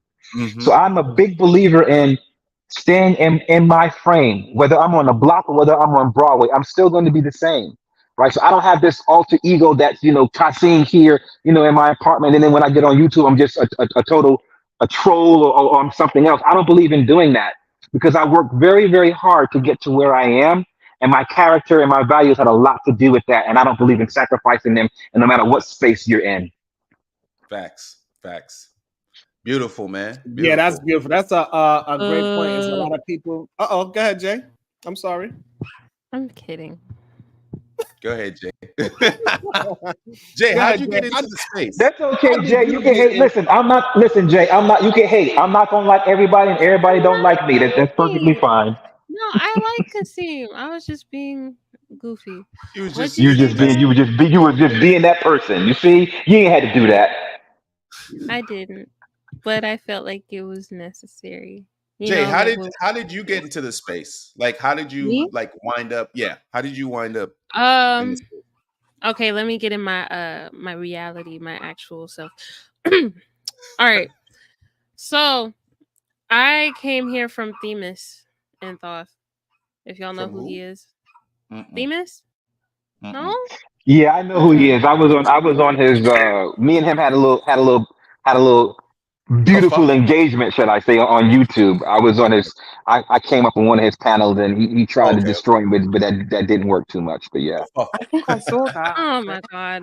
What kind of content does he do, Jay? Like, what type of? Is it manosphere or just is it more like Pan African American type type stuff, or was? No, it's more pop culture, but from like quote unquote an intellectual perspective. Okay. Like trying to gather different life lessons from the topic. Or he holds debate tournaments now. Well, he's doing it right now. He's in the process of doing it. Which I love because I have been on the debate team at one point in my life. I'm that much of a nerd. But yeah, I'm from Themis' show. Love Themis. I don't know. I think it was because Jay Prince was in the chat one day and like everybody was talking shit about him. I was like, oh, I wonder who this is. And then when I looked at one of his prior lives, I was like, oh, hey.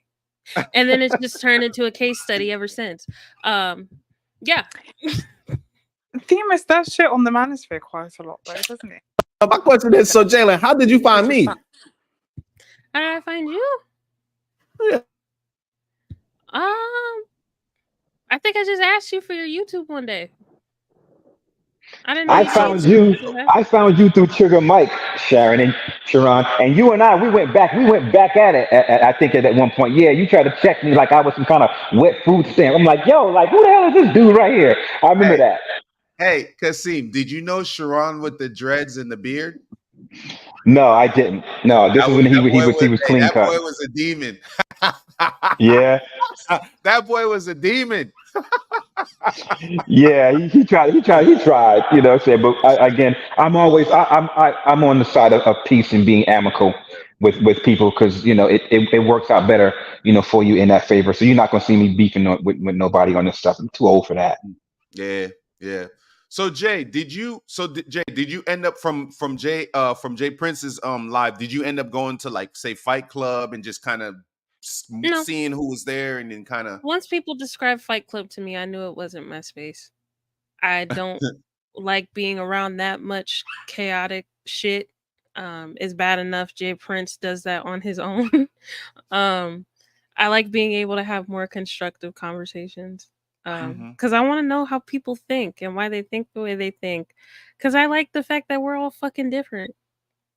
That's the best part you about rock with Sharon really hard. So I think I Yeah. saw you. I could be wrong, but I think I may have seen you on Daryl's panel. Maybe I'm not sure. Yeah. Okay. I honestly thought you came from what's her name? Princella's like space over there. I thought you were from that How dare space. you? Hey, I don't assume. That's So now you and Sharon, I gotta commit domestic violence. All right. Thank you so much, Chess. Yeah, it was very smart to say that on the record. At least wait till Sharon like is alive. No, too late. Don't care. Yeah. Oh. Who dropped off? Truth. Truth. Hey, Leah, how did you find the space? Like, how did you end up in this? I guess I don't know if it's a sector or how'd you end up like in the space in the I'm not actually sure. I'm not gonna lie. So recently I got into the space because I'm pregnant at the minute and I'm sort of like Congrats. bed bound, so I'm like I have to like take it easy. So I was kind of bored, I'm not gonna lie, and I was looking through my timeline and I saw I can't remember who I saw.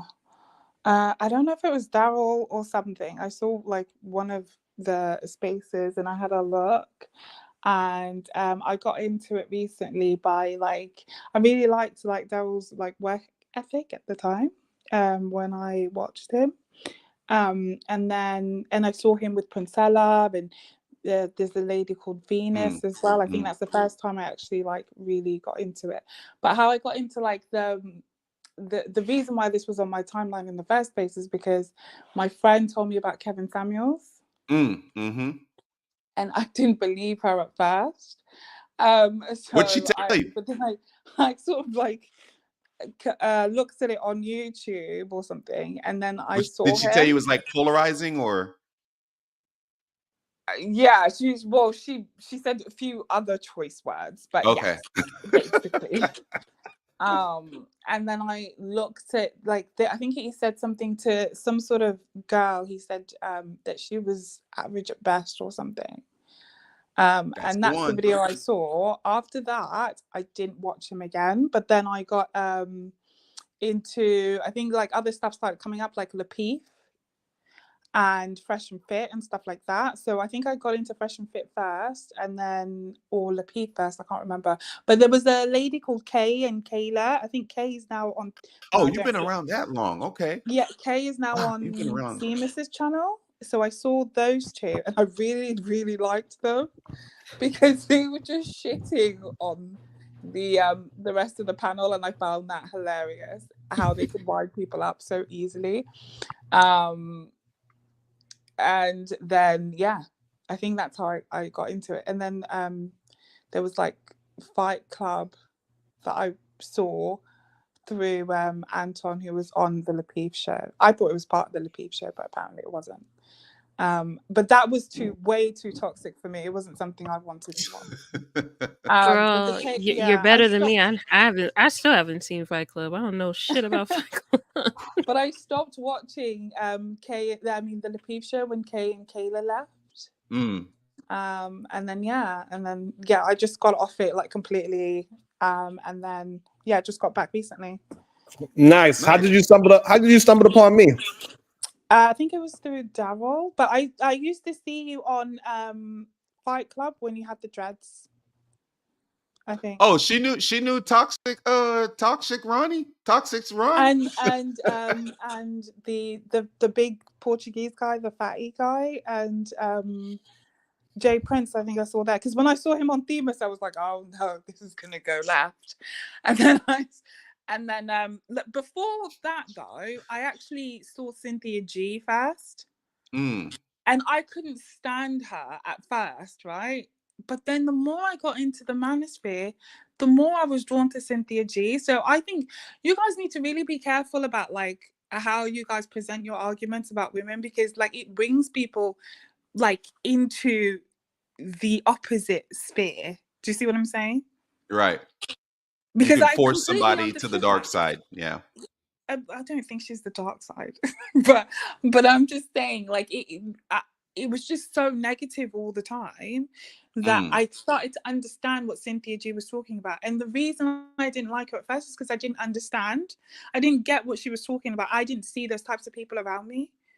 Do you see what I mean? But then when I also got into the manosphere, I didn't see the ladies that the men were talking about around me either.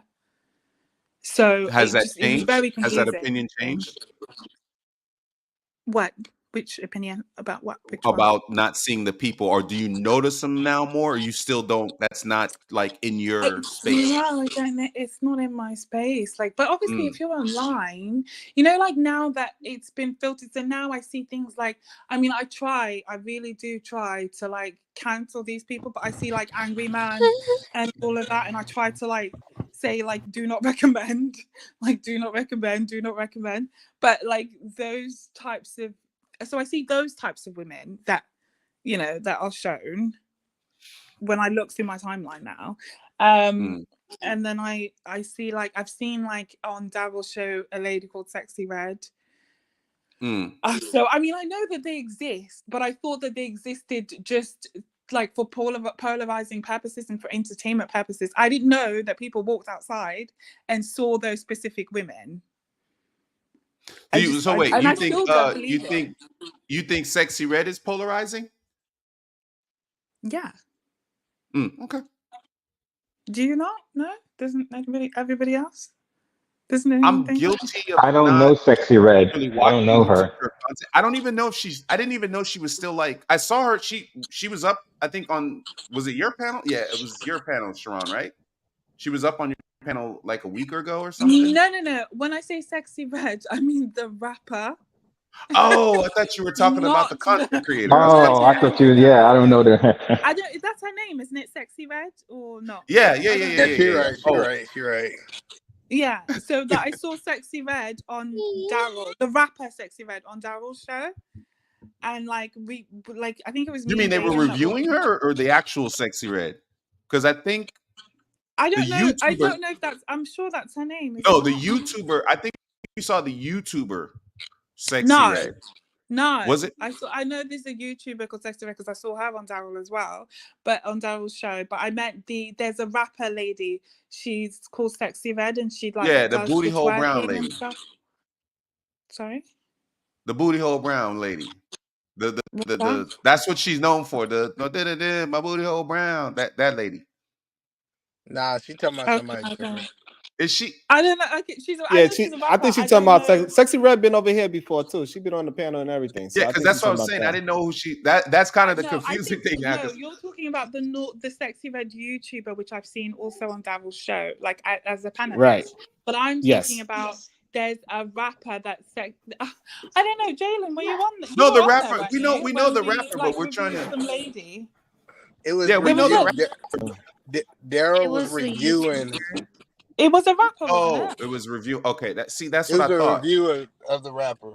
But yeah. Yeah, exactly. And her name is Sexy Red, right? Yeah, you're right. You're right. So you're right. You're correct. She is polarizing. Yeah. Gotcha. So, and I didn't know that you would see those types of ladies when you walked outside of your house. Is what I'm trying to say. Oh, you don't. You don't actually. You don't really see that many unless you in the ghetto. If you're in the ghetto, no, you don't. No, you don't. You see them all the time. No, I don't. Let me tell you, you don't see them because you don't know what they look like.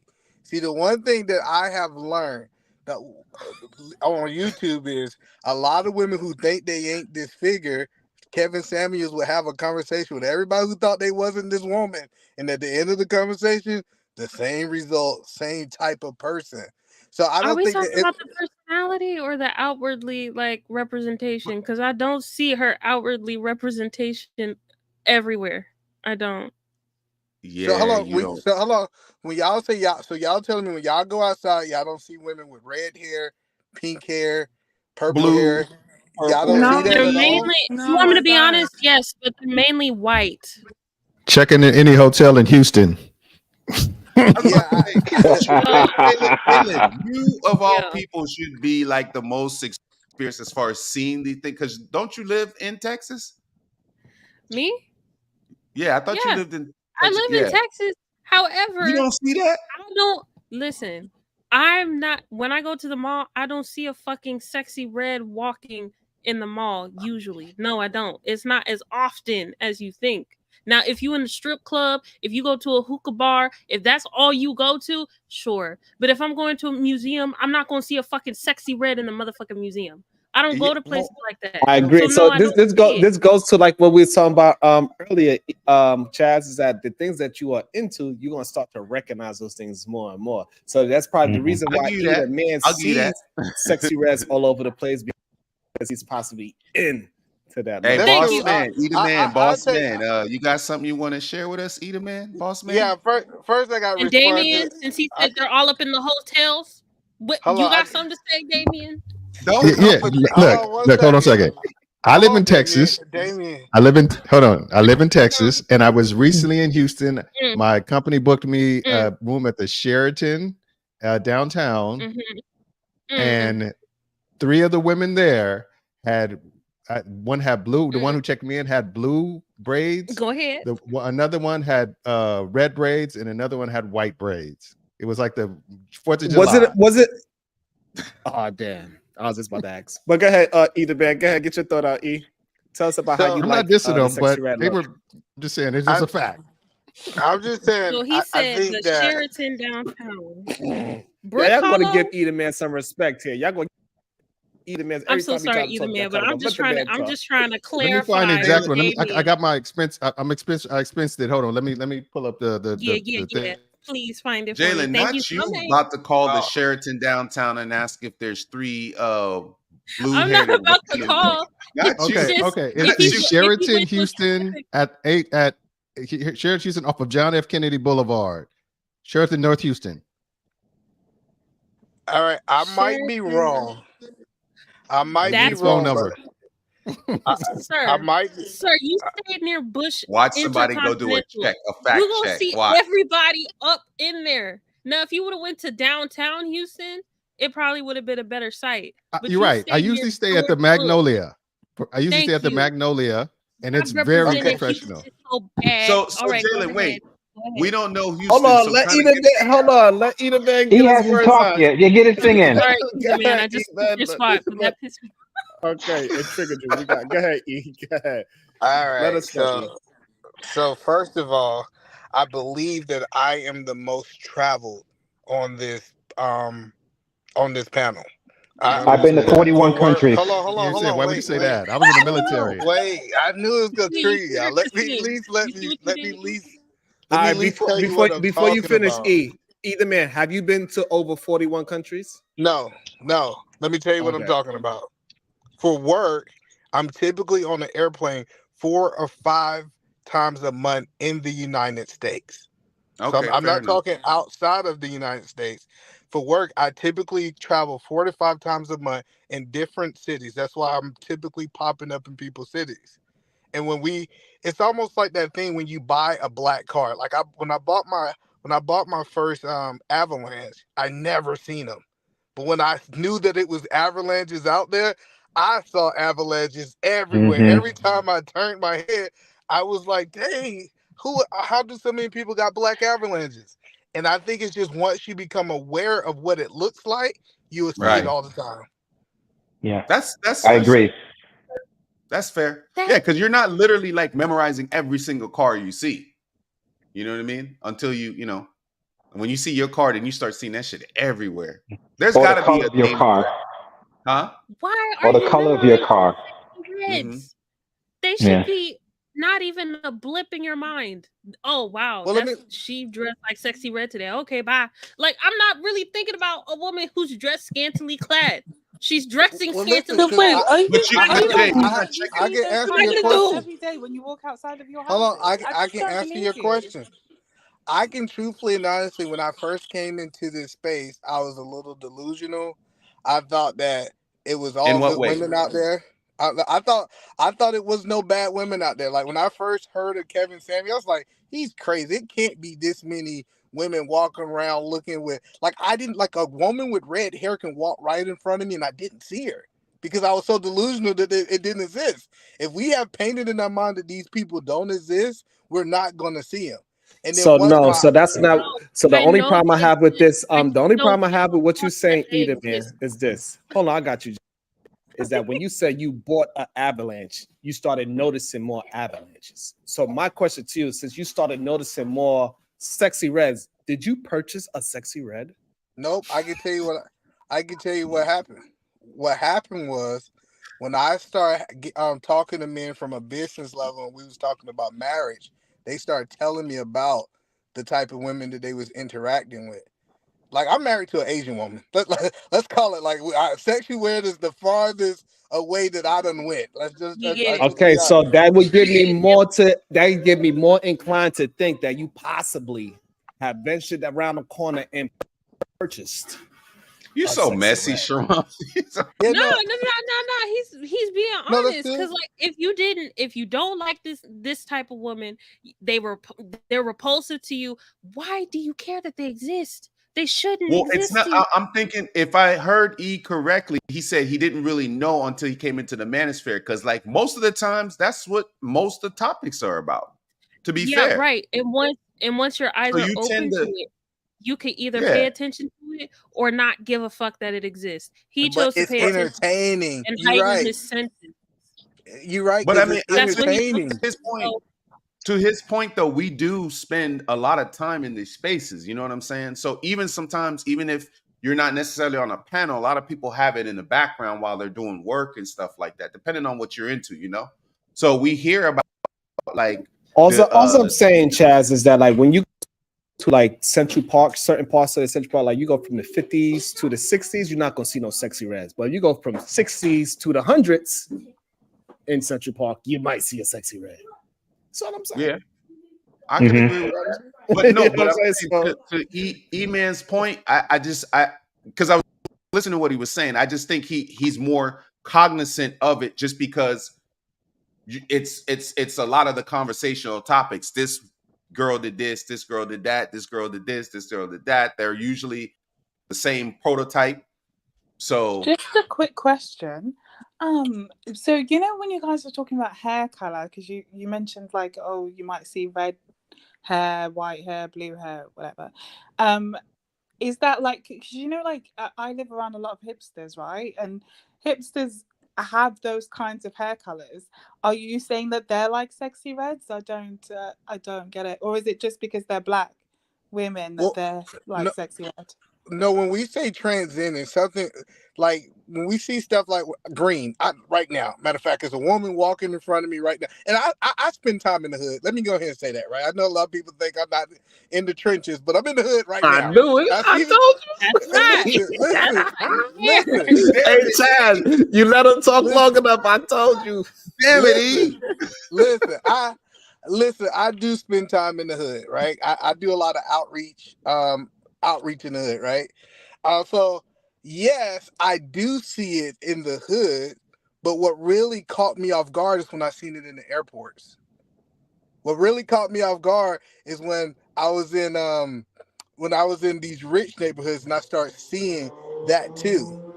So I expect to see it in the hood. I really notice it when I see it in an environment that they're not natural to.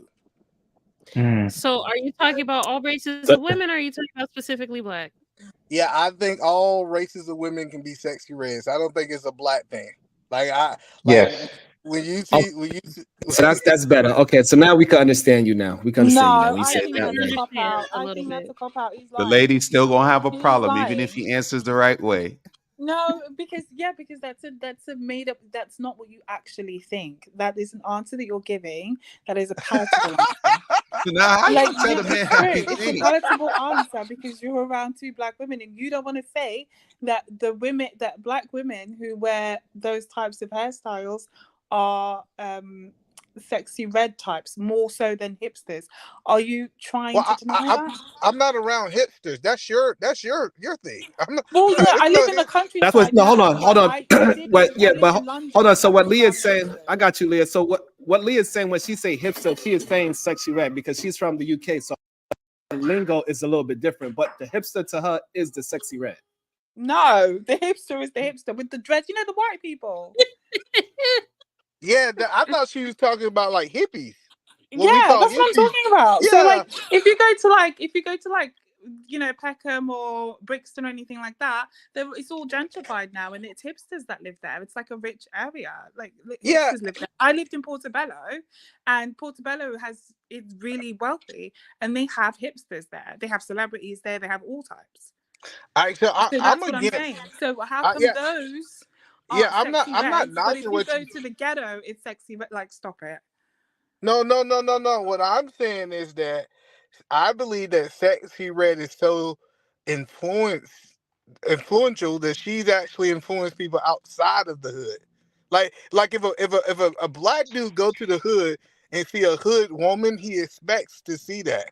But when you start going, like, my daughters go to a really nice school, and when I start seeing this really nice school have these type of people who might not even be a part of that lifestyle imitating them, that is the things that catch my eyes. It's the behaviors. Hey, but I don't want to equate. Like, I know I said what I said, but I don't want to equate dyed hair because, in all transparency, my daughter has pink hair, has pink streaks in her hair right now. So I don't How want to old is equate that she? with. She's 13. Oh, she's 13. Okay.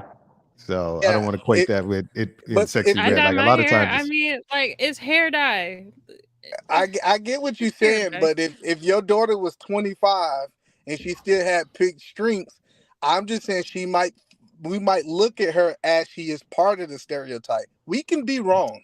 I'm yeah, not yeah. saying that I can look at. If you got dyed hair and a tattoo So on your neck, sexy red is you not a might be personality. It's sexy a red. haircut. Like, Hey, No, E-Man, what you talking about the Sexy Red starter kit? A bottle of dye, neck tattoos. Tom seriously, Reen. booty Uh, shorts yeah, and a like pregnant best Hey, friend. but one thing we can't what's say, so we crazy? gotta say she always have a lot of money too. So hey, don't Hey, forget to put listen, that part in there but you too. know what's so crazy? Like, I don't know. I guess I'm just New York getting up accent. there now because, like, for me, it's like I'll see people outside, like, just in public, like, just regular day to day life in the grocery store, like different things, right? With shorts that the meat of their cheeks are hanging out, But and this is like normal now. but it's not even that. You say the one thing that really make me think Sexy Red? Pajamas. If we somewhere and you in pajamas, if we somewhere that you in I With know a bonnet, exactly what he's pajamas with a saying. bonnet. Don't If it's forget the 3 in bonnet. the afternoon and you going into Target or walking around in house shoes and pajamas, Don't forget the you know, bonnet. that tells me that you don't do That's nothing standard. that requires you at You don't know 12:30 what you're a at that night. stripper. You're a person is stripper. You're dealing with probably a that stripper. day. Their parent could have fucking died, and here you are. Look at that ghetto hood rat in here with pajamas. Like, what the fuck? What is this? Mind You your you you business. you know the crazy part about it. Most women, when they see a dude that's a bomb, they think that he's a bomb because of how Yeah. he look, how he smell. Like, so if I look at you and I could be wrong. We're not saying that we wrong, but if you look like a hoe and we think you a hoe, why would you feel bad? Jay, I wasn't making it mutually exclusive to black women. I'm talking about any woman who's wearing pajamas I didn't say during the black day. women. I said Okay. anybody in the store wearing pajamas. I may look, but I'm not gonna think. I'm just gonna be pajamas. Mind my But business. would you was that? wear Oh, pajamas in the store? No, you can't let her get away with that. The What was O the is O? they're in pajamas. Mind my business. No, but what do you think? Oh, they're in pajamas. Wait, do you I guys just ever take your children to analyze the school? fact that they're in pajamas. That's Yes. it. Hold on. Do you guys ever take your children to school in the morning? Yes, we Okay. do. And we So don't go my outside in friend, pajamas. so yes, they do. So my friend told me this is how he knows a woman is single or has someone, right? The mothers will take their kids. The mothers who are with partners or who are married will drop off their kids in pajamas and get back in the car. Some of them won't even How leave you the know they're car, not just going drop them back off. home to get their cheeks clapped? It's easy access. You know Yeah, what I'm but saying? because they have husband though. She's saying by their husband. By their husband I though. said, I said, but that's Leah. The reason that's so disingenuous, I said the middle of the day. You talking about something that's happening at 8 o'clock in the morning. I'm talking about 12:30 in the Yeah, daytime, 1 o'clock in the daytime. they She's picking showing them up up in to them go. pajamas. Well, no. Hey, Okay, no. They're you know what dropping the them off in excuse the is gonna be now, E? You know what they're gonna say next? They're gonna say, oh, well, what if they work nights? What if they work overnights? That's gonna be the excuse. Okay. I don't want to see none of y'all with no haircut. I don't want to see you wolfing it at all. None of you at Too all. No late. wolfing. Too late. No Well, wolfing. hold on. No You're wolfing. different. There's No there's stuff wolfing. if most men have to go somewhere to get there. There's some outside effort you have to do to get a haircut and a shave and all that kind of No, stuff. you don't. What Like I you gotta said, do? yeah. What you gotta But do? I'm just saying, there's a difference between getting up Y'all and don't what know you to put on cut when you your own get up. hair? There's a difference between what you got to do when you get up. So the only problem I have with I would agree that a woman or a man walking outside in pajamas, that person might be lazy, but that doesn't equate that they don't have a job. There's plenty of people working from home. I would agree There's with plenty of that. people making money. They gotta live. It depends on how they look as well in the pajamas, because you could look like you could be outside pajamas, but you could look like that's your everyday clothes Yeah. too. So now if you look I've like seen- that's I've something that seen you plenty wear women jumping outside out of every day, Escalades. and then I would have a judgment. But if it look like it's a fresh pair of pajamas and you just look like you just ran out the house, I could determine that by how dusty or dirty your pajamas look. There you go. Y'all really be taking the time.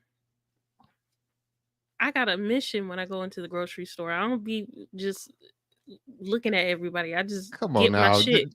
Now, come on.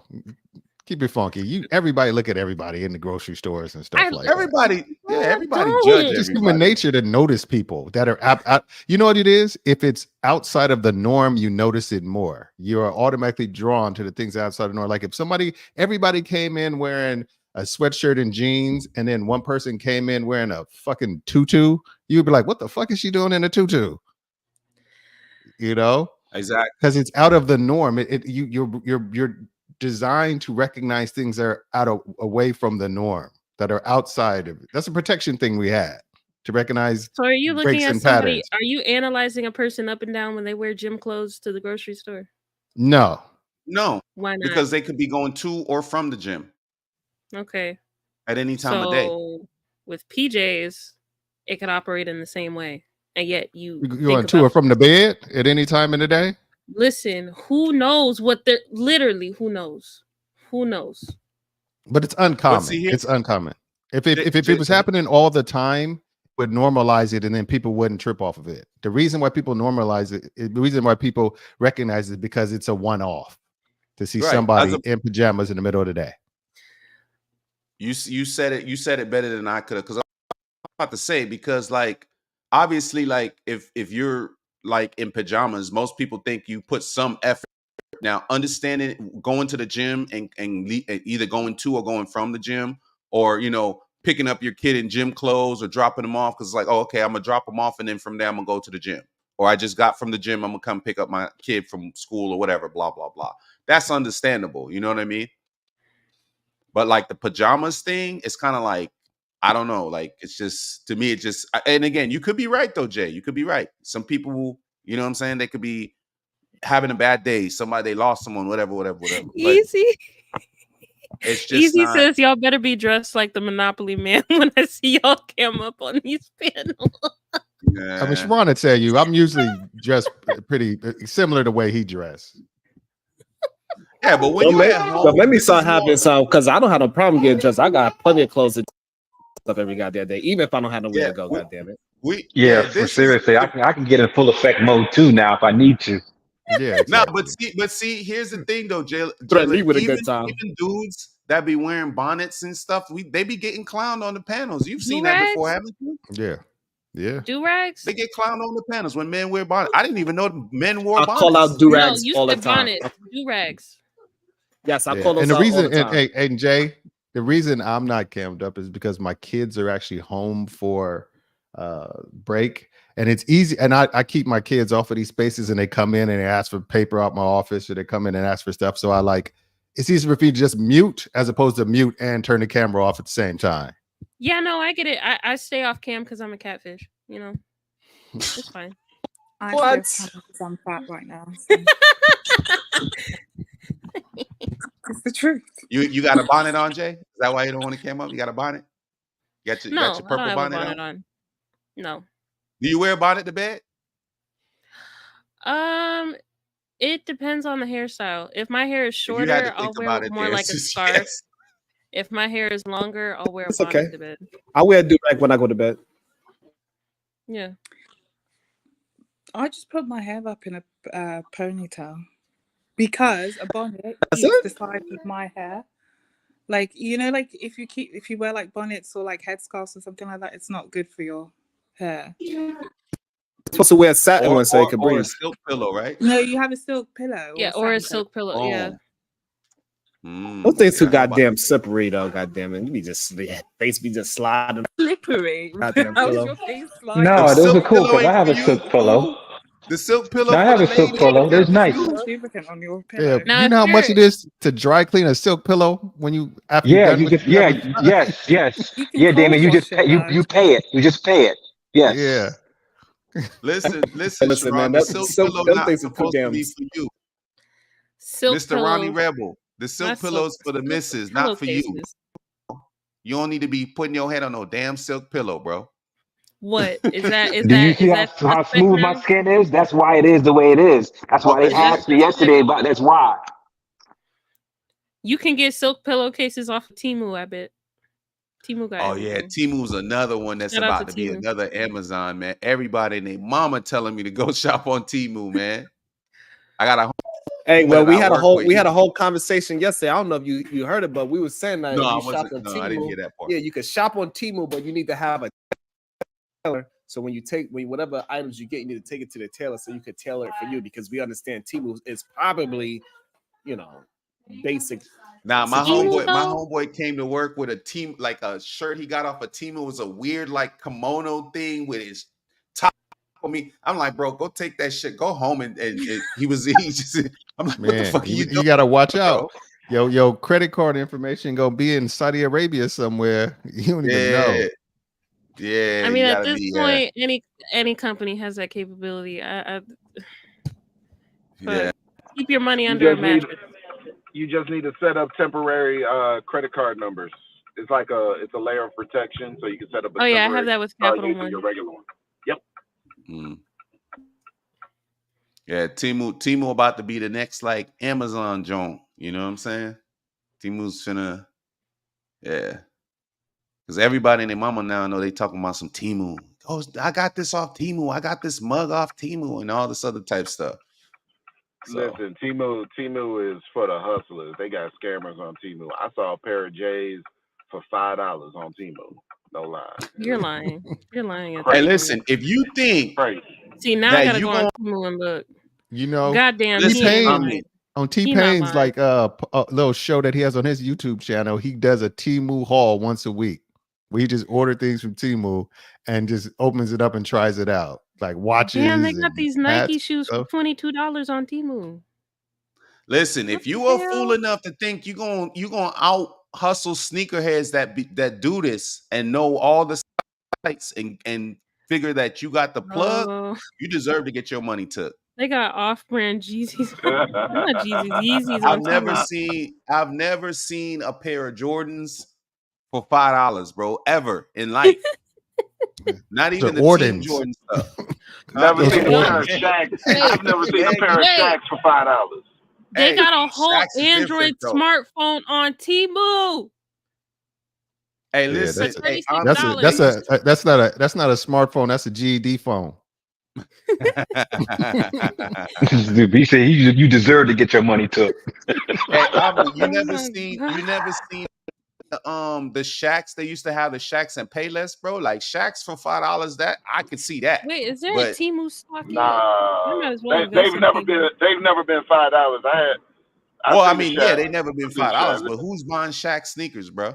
Who the hell's Yeah. who the Stephon hell's buying Marbury had Shaq those sneakers? Strawberries for And like you know what? 1999. Too bad Eda Man is not here, but Eda Man said he thinks that Shaq sneakers is the coolest sneakers, and he bought him and his whole family Shaq sneakers for $2.99. That's what he told Yeah, me. he's I guess weird. there's exceptions to the He's weird. rules because Listen, I wasn't gonna bring up past traumas, but my parents used to always get me Shaq sneakers, and you know what I'm saying, because they didn't love me. Clearly, they didn't love Oh, me. you They were didn't care the about it me. ain't kid. because of that. Yeah, Cuz. we made fun of those kids. I'm gonna be honest. I was one of the ones that made fun of those kids. Hey, Them shoes was ugly as shit. I'm sorry. Hey, Y'all could have listen, went to Payless and did Omni, way better. bro. That $200, they took that and put that in your stomach, bro. You know, parents didn't have no money because Jordan's Factual, factual. They've been Jordan's always been like before they like, obviously they go with the times. Jordan's always was like 150. Tim's 150, Jordan's 150. So back then, I don't know, 150, what did it say? Back then that was like the equivalent of damn near $300 in the 90s with Jordans and stuff. Word. So That's why I can't bring myself to buy. I can't bring myself to buy a pair of Jordans, no matter how dope they look nowadays. I can't do it because it's just like, exactly what you said. Matter of fact, a few of my associates, they were swapping stories, right?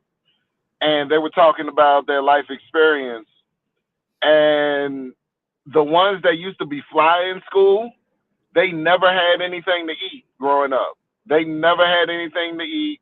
The lights was always off. It was always cold in their home in the winter. They had to huddle around the stove.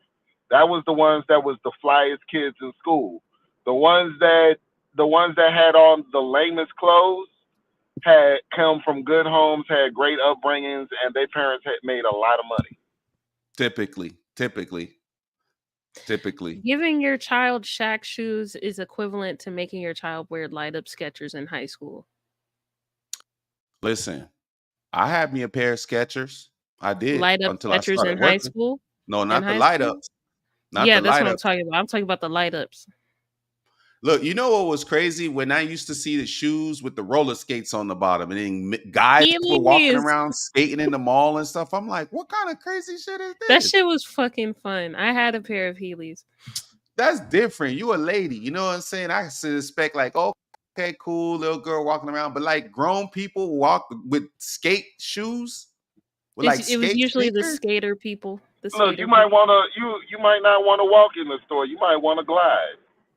I'd rather them have on Heelys than be around in the mall on a hoverboard. You know, Yeah, it's way more discreet.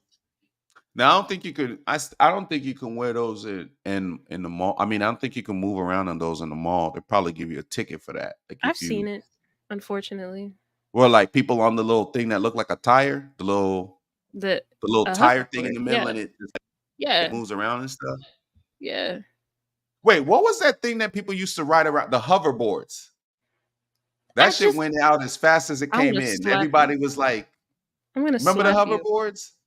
What were they called? The ones with the two wheels? Was it a hoverboard or the two wheels? It's called a ripstick.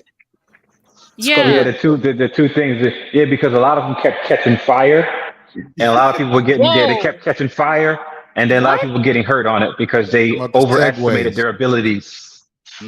Come with them segways. Oh yeah, like the Segway thing. Okay. Like those were all the like. I remember even when the small little bikes were the rage too. The little small motorcycles, like the mini motorcycles and stuff. We used to ride around the neighborhood on those. In New York now, those shit is rampant. Scooters and all those little electric things. That's what all the immigrants is using to rob women in New York City, which is kind of crazy. It's like a epidemic of shits. A bunch of people riding on scooters just grabbing purses as they walking, trying to cross the street. It's crazy. Absolutely insane. Those mopeds is dangerous as hell, especially in New York City right now. I don't carry a purse around anymore. I don't carry. You said what, Jay? I said I don't carry purses with me anymore unless I'm with like somebody.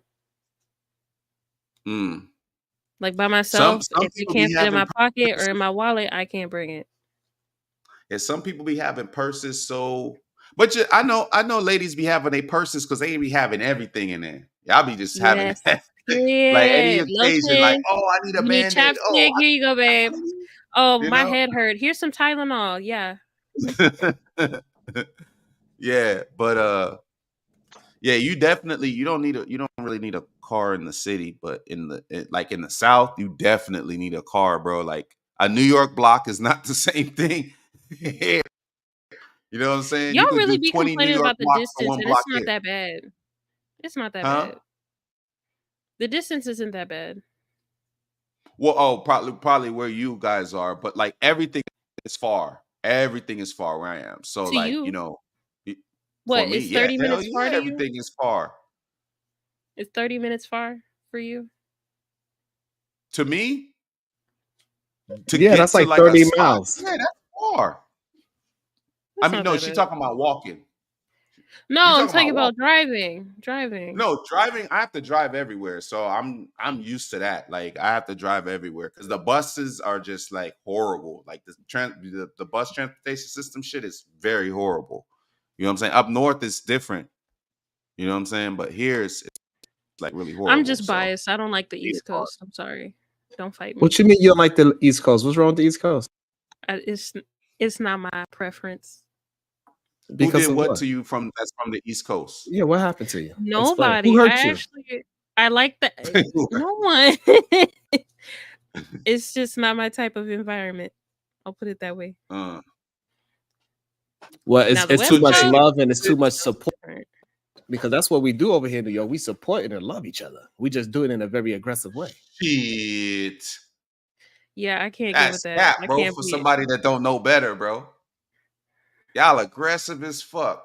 Aggressive as hell, bro. Super aggressive. I think it just Yeah, but that's a misconception about New Yorkers, right? Yes, when we're out and about trying to get to where we need to go, we're on a purpose and we're on a mission and we're focused to get to that destination. However, once we get to that destination, we kind of warm up and open up, right? Because you have to be a little bit protective, when you're out here in New York City. So no, you can't be walking around with smiles and handing out rainbows and stuff like that, or you get got. Right. So that's why, many We people don't have even that face. rainbows. Even when I used to deal with like people, like I used to work in the back office at a bank, and even when I used to deal with like people from like different regions, you could always tell. Like when I would get like people from North Carolina and stuff, or Georgia, or like Alabama and stuff, it was more of a like how you doing, like how's everything going out there, and da da da da da da. But then you get somebody from like New York, New Jersey, Connecticut, these places, and it's just like they just need the stuff and they gotta go. You know what I mean? It's just different mannerisms, I It's a guess. different flow. It's a different Yeah. flow. But like I said, once you get to our destinations, we're pretty cool. And Yeah. we the most helpful people across the world, in my opinion. It doesn't matter what tourists come here. If you Not lost in the wrong. subway, a New Yorker will help. They're like, hey, listen, you need to go down and make a I left. think They the help you. South is known for No. being more hospitable and more friendly. Exactly. It's No, literally y'all called Southern know for hospitality. saying hello. Y'all not No, hospitable. Y'all Nah, just say we'll hello a speak to to you. lot people. of We'll have a us whole will. conversation like If we we know see you. somebody stranded on the side of the road, we will literally help you get that shit back jumping. I don't do. Hey, but Lies. Jay, We do it all Y'all the be I don't do fucking that blowing no time. past more. that. Y'all speed I up don't do that no 75 more. miles an hour. Vroom. I don't No. do that no Be having the more. whole That car shit is shake. so dangerous now. Now I will say, if you can drive in Houston on the freeway, you can drive anywhere. I would How give you a many license. lanes y'all have per side? It's 4 on a regular freeway, but if we're talking about a huge, okay, so there's a freeway in Katy that has 12 lanes in total. That I think is the biggest freeway in 6 and America. 6. Yeah, no, because California in LA they got 6 and 6, and it's always no matter what time you get on the interstate over there, it is always 5 o'clock traffic. No matter what time, except Hey for like Jalen, maybe a can you block read this? between. I can't really see my I can't really see my screen. Can you read this for me, Jalen? I can't really see it. What did it say? Just say you can't read, love. It's okay. That's a lie. I was in Manhattan last year and everyone was insanely nice. I was in a small area between Fidei and Central Park, though. Everywhere else sounded scary. Natasha, what part was the lie? No, she was talking about what Everywhere we were saying else about sounded the scary. southern, Sharon. like New York people are more aggressive. Oh no, we're not. We're really cool. See, I'm cool, right? Yep. We don't know. You see, I'm very chill. I never get angry Bro, or no, hell aggressive. nah, you not Chad, cool. what the hell you mean you don't know? What do you mean you don't know? I just give you a hard time, man. Why you can't we just see, there you go again? You want to jump into the chaos. That's You that know? Southern hospitality right there. That's that Southern hospitality. Oh yeah. Toxic Chaz. You know what I'm saying? Think about your boy. What's the dude that be like I fight lied. back? He's from New York. I lied. The Katy Freeway has Oh, that's 26 lanes. Poppy Blanco, I think that is. So what? 13 lanes per side? 12 main lanes, 8 feeder lanes, 6 managed lanes. Shit, that's crazy. So if you can drive here, you can drive anywhere, man. And you know, and you know what's crazy? In California, it was the first time I had ever seen like a light to tell you when to go on the lane. Like, you know, like normally In California? You just drive up. Yeah, that shit was annoying. You know, I just went. Yeah. I didn't really give a fuck. I just went. Yeah. So, hey, Sharon, when you gonna start? Go ahead. No, I was about to say it's stupid the fact that like 2 of their lanes is considered toll. Like literally on the freeway, they have a toll lane. You have to pay to even drive on that bitch. Trying to make that bread. That's just stupid. Trying to make that anyway, bread. Go ahead. No, I was gonna say, Sharon, when you gonna do like a nutrition segment? I'm working on that with the wife where we got so we can map it out properly, because her being a nutritionist, she don't want to just throw out blanket things. It's very serious for her to actually put out the nutrition part. Yeah, Sharon's just ready to shit on fat people. I am not, absolutely. No, I think that's gonna be dope. I think that's gonna be dope. If you have the right people on the panel for that, I think that would be like really dope. It'll be very educational. You know what I'm saying? I think today we did well for educational show. We got down to the brass tacks of what gravity and anti-gravity is. This is clearly something that everybody know. Shit, no, we ain't getting no brass tacks or nothing. But hey, let me say something about floating. Let me say something about veganism and vegetarian. The thing for me is I want to try it. I want to get into the lifestyle, but like for me, fuck all that, Chaz. Don't do that, Chaz. Don't chill out. When you gonna get another fucking job and go back to work? When you gonna get another contract and go the fuck back to work? Get the fuck off YouTube with this shit, dog. Like, what the fuck is you doing, son? The fuck Why is you you letting doing? Sparrows up there? As soon as nutritionist, I told you. The fuck is you doing? So when you gonna get another contract? You is a married man that work hard, that got a fucking business. When the fuck you gonna go get another contract and get the fuck off YouTube to stop peddling this shit? You worse than them Jehovah's Witness, dog. You're worse than the fucking Jehovah's Witness. Not until I get you on a 5-day water fast. Not until I get you on a 5-day water fast. Nigga, when Jesus come back, nigga. How about that, nigga? When God come back, nigga, and he flood this bitch and set it on fire, nigga. You already know. I'll go on a water Once fast Sharon then, starts nigga. doing nutrition podcasts, all the people that hate fat people just gonna join talking about fuck fat people. Y'all need to stop eating. You already know that shit can be toxic. Yeah, you know what it is? Y'all some faces. You know what a faces is, right? It's a fat racist. It's a fat racist. Wow. You're fucking faces. Yeah, faces, nigga. Yeah, faces. That's what she is. We gonna stop where this you shit, headed, dog? bro? You over there looking? Hey, you over there looking like a big bully, man. Where you headed, Hey, man? I'm going to Atlanta. I'm going to Atlanta. We better have Thanksgiving in Atlanta. I'm gonna go buy chicken. Oh, that's right. You did say that's what's up. how many hours is the drive? How many hours is the drive? I know it's 439 miles. It's probably like 6 hours, something like that. Probably, yeah. I'm almost there right now. Yeah. I got like 200 miles to go. Okay, that's good. That ain't Right, bad you gotta at all. stop You this doing shit, good time. dog. You a You gotta driver stop though, this bro. shit. Y'all can do them hours, bro. Like Yeah, after this ain't 2 hours in nothing. the car. Yeah. This me in the car after 2 hours. You know Yeah, what I'm saying? 6 hours ain't nothing. 2 hours? Damn, that's You gotta crazy. stop this shit though, dog. You gotta I stop this get shit. comfortable, man. I be getting comfortable. Well, I want you to be. know what I want you to be healthy. That's all. That ain't my fault that I want you to be going a 5-day water And I fast want you with to me. get another fucking contract and go back to work and get the fuck off YouTube. But we all don't get what we want. We all don't get what we want. Hey, why you can't look at it like that? Huh? Hey, I just got I know you driving. I just got a cash app. Grandpa, you want to say anything else? No, I ain't gonna say You nothing. got a what? Whoops. I was gonna tell him Sharon was saying what's up to him in the chat. Did somebody kick him for real? Yep. Why you kick Granville, man? No, I'm telling That's my stories. dog. No, they didn't. I had a phantom super chat. Is that what it is? Why you kick Granville, man? That's my dog.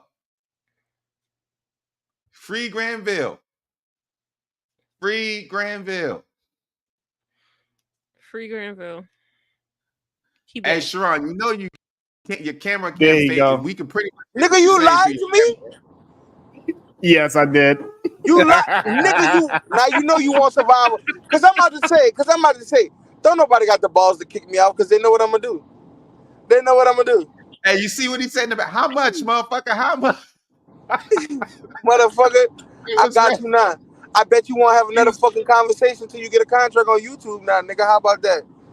How about that, nigga? I'm gonna blow my money on YouTube. Keeping you the fuck off panels. And that's a low price to pay. $150 for a whole show is a low price to pay, nigga. That's a low price to pay. You ain't gonna be on YouTube, nigga. You gonna have to stay over here. Sharon, you know whose fault this is, right? We gotta blame Kasim. Hashtag blame Kasim. I knew you was gonna say that, Chaz. I freaking knew it. I'm getting a call. I'm Damn gonna it, hit y'all man. up later after this call. All right, bro. All right, bro. Thank you. Either you or Natasha. Yep, there she goes, and right on cue. Oh, you know somebody else put it Damn. in the chat earlier. I can't remember who. I think it was Omni. Was it Omni? I think it was Omni. Yeah, Kami. She said I have a soothing voice. I saw that comment. Thank you, Kami. Yeah, so it Yeah. seems like my children need me. They need me to hang out with them. They harass It's me a about little bit that more time than me anyway. usually around this time. It's really around my time. So I want to thank everybody for coming, hanging out with the goddamn Ronnie Rebels as we solution-based game, as we came to a conclusion what gravity actually is and what anti-gravity actually is, and that things running and jumping and walking is not anti-gravity. Those are just a part of the human function. And to be anti-gravity, you have to be a floating apple, as this 7-year-old said from the UK. Yes, and we need to send him some peas, fam. So with are you said, are you smarter than I a know you pig? didn't just say that. Yeah, he Yes, was waiting on that all show long. He couldn't help it. yes, we're gonna go and holler at Duchesne, and we're gonna get some peas, fam. Okay, so all the way in the UK. He got it right, 7 years old. He understands anti-gravity. However, we had half the panel that did not understand anti-gravity. So we did come to a solution. I appreciate everybody here. SBG, we are out until tomorrow. Ronnie Rebels. All right, man, be good. Solution-based. Peace.